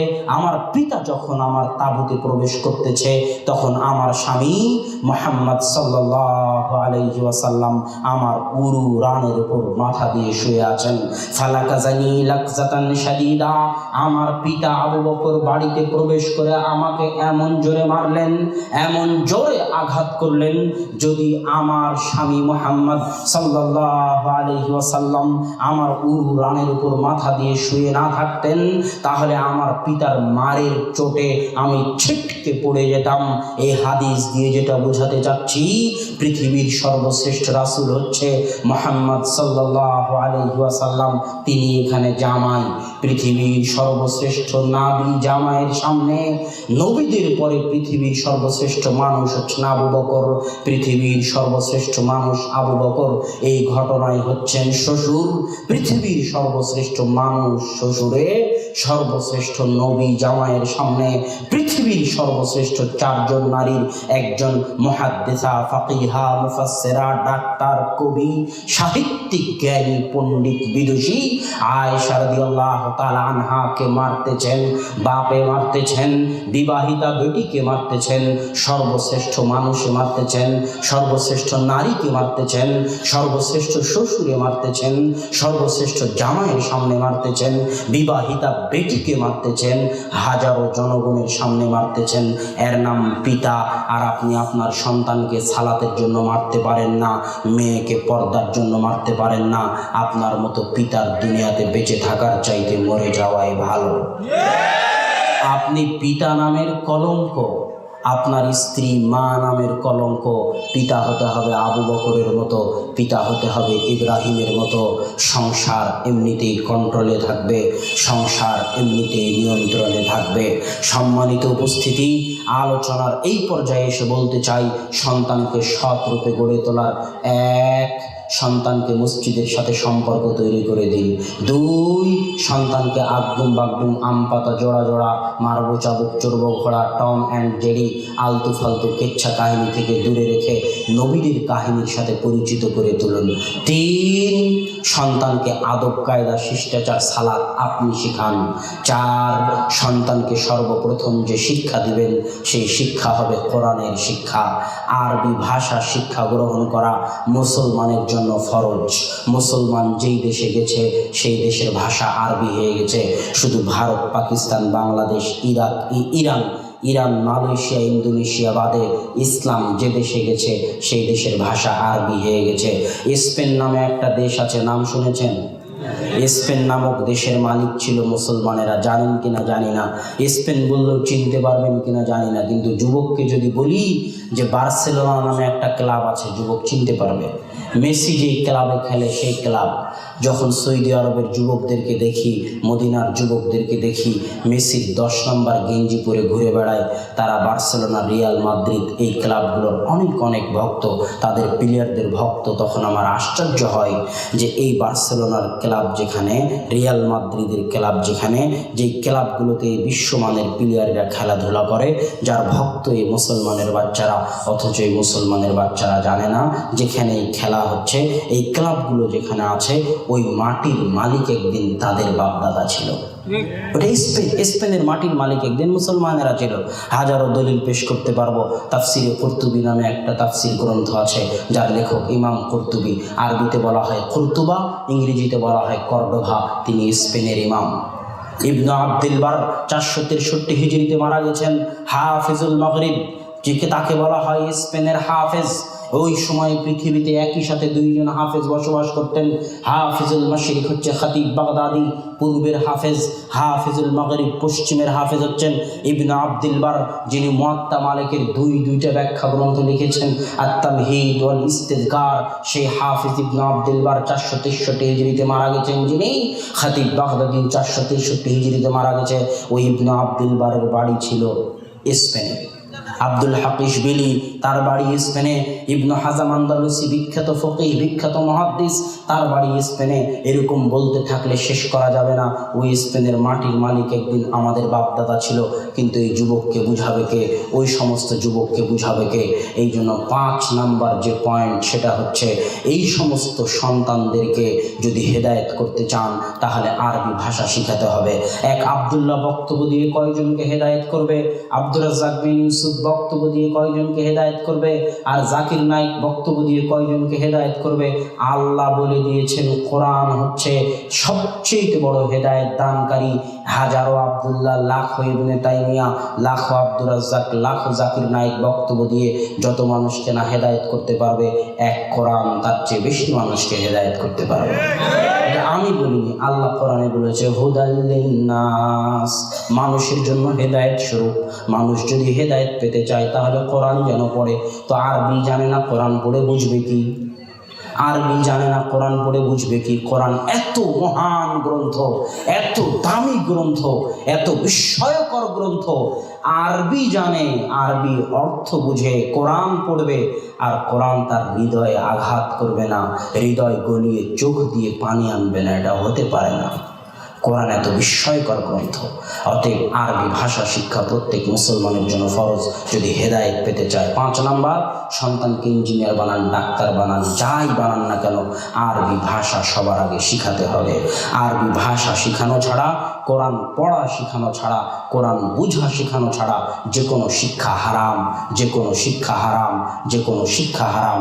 আমি ফতোয়া দিয়ে গেলাম, যদি অন্য শিক্ষা হালাল করতে চান, ইঞ্জিনিয়ারি হালাল করতে চান, ডাক্তারি হালাল করতে চান, বিজ্ঞানী হওয়া হালাল করতে চান, টেকনিক্যাল পড়া হালাল করতে চান, জেনারেল পড়া হালাল করতে চান, তাহলে সবার আগে কোরআন শিখতে হবে, কোরআন বুঝতে হবে। কোরআনের বুঝ এবং কোরআনের শিক্ষার পরেই অন্য শিক্ষা হালাল হবে, তার আগে নয়। বক্তব্যের এই পর্যায়ে এসে বলতে চাই, সন্তানকে যখন এই 5টা জিনিস দিবেন, তখন সন্তান পৃথিবীর যেখানেই যাক না কেন আদর্শের উপর টিকে থাকবে। এবার সন্তানকে বিয়ে দিয়ে দিন, বিয়েকে সহজ করে দিন। সন্তানের যখন বিবাহ হয়ে গেল, তখন গুরুত্বপূর্ণ 2টা কথা। আদর্শ পরিবারের জন্য গুরুত্বপূর্ণ 2টা কথা হচ্ছে, সন্তান যখন বিবাহ হয়ে গেল তখন বাড়িতে পর্দা রক্ষা করতে হবে। আপনার ভাইয়ের বউকে আপনি দেখতে পাবেন না, আপনার ভাইয়ের বউকে আপনার সামনে পর্দা করতে হবে। কেন? আজ যদি আপনার ভাই মারা যায়, আজ যদি আপনার ভাই আপনার ভাবিকে তালাক দেয়, কাল ইদ্যত পালনের পরে আপনি আপনার ভাবিকে বিবাহ করতে পারবেন। চাচিকে পর্দা করতে হবে, মামিকে পর্দা করতে হবে। আজ যদি চাচা চাচিকে তালাক দেয়, মামা মামিকে তালাক দেয়, কাল ইদ্যত পালনের পরে ভাগ্নে মামিকে বিবাহ করতে পারে, ভাতিজা চাচিকে বিবাহ করতে পারে। এই জন্য চাচিকে পর্দা করতে হবে, মামিকে পর্দা করতে হবে, ভাবিকে পর্দা করতে হবে। বিবাহের পরে বাড়ির সবচেয়ে বড় অংশ পর্দা। পর্দা মানুষের সম্মানের ব্যাপার, পর্দা মানুষের মর্যাদার ব্যাপার। রাসূল সাল্লাল্লাহু আলাইহি ওয়াসাল্লামের যুগে বেপর্দায় চলতো দাসীরা, বেপর্দায় চলতো দাসীরা, বেপর্দায় চলতো দাসীরা, বেপর্দায় চলতো দাসীরা। কোনো সম্ভ্রান্ত মুসলিম আজাদ স্বাধীন নারী বেপর্দায় চলবে, এটা ভাবাই যায় না, কল্পনাই করা যায় না। পর্দা সম্মানের বিষয়, পর্দা মর্যাদার বিষয়, পর্দা আত্মমর্যাদার বিষয়। আল্লাহ রাসূল বলছে লা ইয়াদখুলুল জান্নাতা দায়ুস, দায়ুস জান্নাতে যাবে না। জানো দায়ুস কারা? দায়ুস হচ্ছে যাদের রক্তে দিয়াসা আছে। দিয়াসা কাকে বলে? শুকুরের রক্তে দিয়াসা আছে। শুকুরের রক্তে কি দিয়াসা আছে? শুকুর নিজেই যে পেশাব পায়খানা করে, ওই পেশাব পায়খানায় আবার আর এক শুকুরের পিছন থেকে চেটে চেটে খায়। শুকুরের লজ্জা নাই, শুকুরের হায়া নাই, শুকুরের শরম নাই। কিন্তু উটের মধ্যে দিয়াসা নাই। উট যে উটনির সাথে, তার উটনির সাথে যদি আর এক উট মিলিত হয়, তাহলে এই পুরুষ উট আর এক পুরুষ উটকে মারতে মারতে মেরে ফেলে দিবে। উটের মধ্যে গায়রাত, আত্মমর্যাদা আছে। আপনি যদি আপনার স্ত্রী বেপর্দা হয়ে চলে, মহারানা দিয়ে আপনি বিয়ে করেছেন, আপনার সামনে আপনার স্ত্রী আর একজনের সামনে হেসে হেসে কথা বলে, আপনার মেয়ে আপনার খেয়ে আপনার পরে আপনার বাড়িতে চলে প্রেমে লিপ্ত হয়, বেপর্দায় রাস্তাঘাটে চলাফেরা করে, এই সুযোগ যদি আপনি দেন, তাহলে দুইটার একটা হয়, আপনার রক্ত নাই, সব রক্ত শুকুরের রক্ত হয়ে গেছে, সব রক্ত পুজ হয়ে গেছে, সব রক্ত শুকুরের রক্ত হয়ে গেছে, সব রক্ত পুজ হয়ে গেছে। যদি আপনার শরীরে রক্ত থাকে, আপনার ভেতরে আত্মমর্যাদা থাকে, তাহলে আপনি আপনার বাড়িতে বেহায়াই, বেলেল্লাপনা, নগরতা, বেহায়াপনার সুযোগ দিতে পারেন না। এটাই আল্লাহ রাসূল বলছেন, যে তার বাড়িতে বেহায়াই সুযোগ দিল, বেপর্দার সুযোগ দিল, লজ্জাহীনতার সুযোগ দিল, সে জান্নাতে যেতে পারে না, সে জান্নাতে যেতে পারে না, সে জান্নাতে যেতে পারে না। অতএব আপনি আপনার কলার খুলে দেখুন, আপনার মধ্যে আত্মমর্যাদা আছে কিনা, আপনার শরীরে রক্ত আছে কিনা, গায়রাত আছে কিনা। উপস্থিত মা এবং বোনদেরকে বলতে চাই, পর্দা তোমার সম্মান, পর্দা তোমার দাম। পর্দা যখন নাই, তখন তুমি পণ্য। পণ্য মানে বাজারে যা বিক্রি হয়, যার দরদাম করা হয়, উট গম চালের দরদাম করা হয়, ধান হাঁড়ি পাতিলের দরদাম করা হয়। একজন মুসলিম মা এবং বোনের দরদাম করা যায় না, আদম সন্তানের দরদাম করা যায় না। এই জন্য আদম সন্তানের চুল বিক্রি করা হারাম, আদম সন্তানের কিডনি বিক্রি করা হারাম। আদম সন্তান বিক্রিযোগ্য জিনিস নয়। রক্ত দান করে দাও, কিডনি দান করে দাও, কিন্তু রক্ত বিক্রি করিও না, কেননা আদম সন্তানের অঙ্গ বিক্রি করলে তার মানহানি হয়। অতএব মা এবং বোন, আপনি যখন পর্দা করেন না, তখন আপনি পণ্যে পরিণত হন, বিক্রিযোগ্য জিনিসে পরিণত হন। বিমানের যে বিমানবালা আছে, তাদেরকে সুন্দরী হতে হয়। রিসেপশনে যে মেয়ে আছে, তাকে সুন্দরী হতে হয়। অ্যাডভার্টাইজে যে মেয়ে আছে, তাকে সুন্দরী হতে হয়। শোরুমে গাড়ি বিক্রি করতেছে, ওই মেয়েকে সুন্দরী হতে হয়। সে তার চেহারা বিক্রি করে টাকা ইনকাম করে, সে তার চেহারাকে পণ্যদ্রব্য বানিয়েছে। অতএব পর্দা হচ্ছে আপনার দাম, পর্দা আপনার মূল্য, পর্দা আপনার মর্যাদা, পর্দা আপনার সম্মান। এই মর্যাদাকে অনুভব করার চেষ্টা করুন। বাড়িতে বেহায়াই, বেপর্দার সুযোগ দিবেন না। এবার আদর্শ পরিবারের সর্বশেষ বৈশিষ্ট্য, আদর্শ পরিবারের সর্বশেষ বৈশিষ্ট্য, আদর্শ পরিবারের সর্বশেষ বৈশিষ্ট্য, বাপ সন্তানকে মানুষ করে দিল, সন্তানকে বিয়ে দিয়ে দিল, বাড়িতে এখন পর্দা চলে, বাড়িতে এখন ইসলামী শরিয়া চলে। এখন এই আদর্শ পরিবারের শেষ বৈশিষ্ট্য হচ্ছে, এই সন্তান তার পিতামাতার খেদমত করবে, তার পিতামাতার সেবা করবে, পিতামাতার কথা মেনে চলবে। আল্লাহ রাসূল বলতেছে, আল্লাহ রাসূলের যুগে বহু সাহাবী আল্লাহ রাসূলের কাছে জিহাদের অনুমতির জন্য এসেছে, জিহাদ করতে চায়। একটা দুইটা ঘটনা নয়, 6, 7টা 10টা ঘটনা। সবাইকে আল্লাহ রাসূল বলেছে, বাড়িতে মা আছে, বাড়িতে বাপ আছে? হ্যাঁ, বাড়িতে মা বাপ আছে। তাহলে জান্নাত খুঁজতে আর জিহাদের মাঠে আসা লাগবে না, জান্নাত বাড়িতেই আছে। আল্লাহু আকবার। রাসূল সাল্লাল্লাহু আলাইহি ওয়াসাল্লাম বলছেন, রাগিমা আনফু রাজুলিন, ওই ব্যক্তির নাক ধুলায় ধূসরিত হোক, ওই ব্যক্তির নাক ধুলায় ধূসরিত হোক, ওই ব্যক্তির নাক ধুলায় ধূসরিত হোক, যে তার বাড়িতে তার পিতা মাতাকে বৃদ্ধ অবস্থায় পেল, অথচ জান্নাতে যেতে পারলো না। যে তার বাড়িতে তার পিতা মাতাকে বৃদ্ধ অবস্থায় পেল, অথচ জান্নাতে যেতে পারলো না, তার চেয়ে ব্যর্থ, তার চেয়ে হতভাগার পৃথিবীতে নাই। পিতামাতার দোয়া, পিতামাতার খিদমতের গুরুত্ব এত বেশি, ফজিলত এত বেশি, ফজিলত এত বেশি। দুটো ঘটনা বলে আপনাদেরকে শেষ করতে চাচ্ছি। পিতামাতার ফজিলত, পিতামাতার খিদমতের ফজিলত এত বেশি যে বনী ইসরাইলের 3 জন ব্যক্তি ঝড় ঝড়ে আটকা পড়ে গেল, গুহায় মুখে পাথর চলে আসলো। একজন দোয়া করতে গিয়ে আল্লাহকে বলতেছে, আল্লাহ আমি মাঠে যখন গরু ছাগল চড়াই, গরু ছাগল চড়িয়ে ফিরে এসে দুধ দহন করে সবার আগে আমার পিতামাতাকে পান করাই। একদিন এসে দেখি আমার পিতামাতা ঘুমিয়ে গেছে, আমি দুধ নিয়ে পিতামাতার মায়ের মাথার কাছে দাঁড়িয়ে থাকি, আমার সন্তানেরা কান্নাকাটি করতে থাকে। সকাল হয়ে যায়, সকালবেলা যখন পিতামাতা ঘুম ভাঙে তখন সবার আগে পিতামাতাকে দুধ দেই, তারপরে স্ত্রী সন্তানকে দুধ দেই। আল্লাহ পিতামাতার এই সম্মান যদি আমি তোমার সন্তুষ্টির জন্য করে থাকি, আজ বিপদে পড়েছি, গুহার মুখ থেকে পাথর সরিয়ে দাও। সাথে সাথে গুহার মুখ থেকে পাথর সরে গেল। আল্লাহু আকবার। এটা হচ্ছে পিতামাতার সম্মান, পিতামাতার খেদমতের গুরুত্ব। আর একটা ঘটনা, মুসা আলাইহিস সালাম বলতেছে আমি দুনিয়াতে সবচেয়ে জ্ঞানী। আল্লাহ বলতেছে মুসা জি না, আমার আর একজন জ্ঞানী বান্দা আছে, তার নাম খিজির। তুমি মাছ ভেজে নাও, মাছ ভেজে চলতে থাকো, মাছ যেখানে চলে যাবে ওখানে খিজিরকে পাবে। খিজিরকে পাওয়া গেল, কাপড় মুড়ি দিয়ে শুয়েছিলেন। আসসালামু আলাইকুম, কে? তো আমি মুসা, আল্লাহর নবী, আপনার কাছে জ্ঞান শিখতে এসেছি। তুমি আমার সাথে থাকতে পারবে না? থাকতে হলে জিজ্ঞাসা করা হবে না। ঠিক আছে, জিজ্ঞাসা করব না। ঘটতে ঘটতে তিনটে ঘটনা ঘটে গেল। তিনটে ক্ষেত্রে মুসা আলাইহিস সালাম জিজ্ঞাসা করলেন। শেষ ঘটনা ছিল গ্রামে গিয়ে গ্রামের মানুষের কাছে খেতে চাইলেন, গ্রামের মানুষ খেতে দেয়নি। ওই গ্রামে একটা ভাঙ্গা দেওয়াল ছিল, ভাঙ্গা ঘর ছিল। খিজির মুসাকে বললেন চলো ঘরটা ঠিক করে দিই। মুসা বললেন যেই গ্রামের মানুষ খেতে দিল না ওই গ্রামের মানুষের আবার ঘর ঠিক করে দেবো? গ্রামের মানুষকে তো বলতে পারি এই ঘর ঠিক করে দেওয়ার বিনিময়ে তোমরা খেতে দাও। তখন খিজির বললেন হাদা ফিরাকুম বাইনি ওয়া বাইনাক, তোমাকে বলেছিলাম জিজ্ঞেস করবে না, তুমি জিজ্ঞেস করেছো, এটাই তোমার সাথে আমার বিচ্ছিন্নতা। তবে বিচ্ছিন্ন হওয়ার আগে তোমাকে বলে যাই কেন এই কাজ করলাম। শোনো, আজকে যে দেওয়াল আমি ঠিক করতে যাচ্ছি, এই দেওয়ালের মালিক হচ্ছে দুইজন এতিম সন্তান।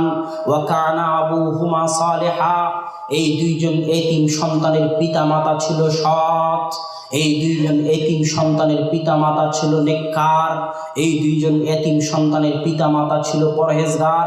ওই নেককার পরহেজগার তাকওয়াবান পিতামাতা দোয়া করে গেছে, এতিম সন্তানের জন্য ধন সম্পদ রেখে গেছে।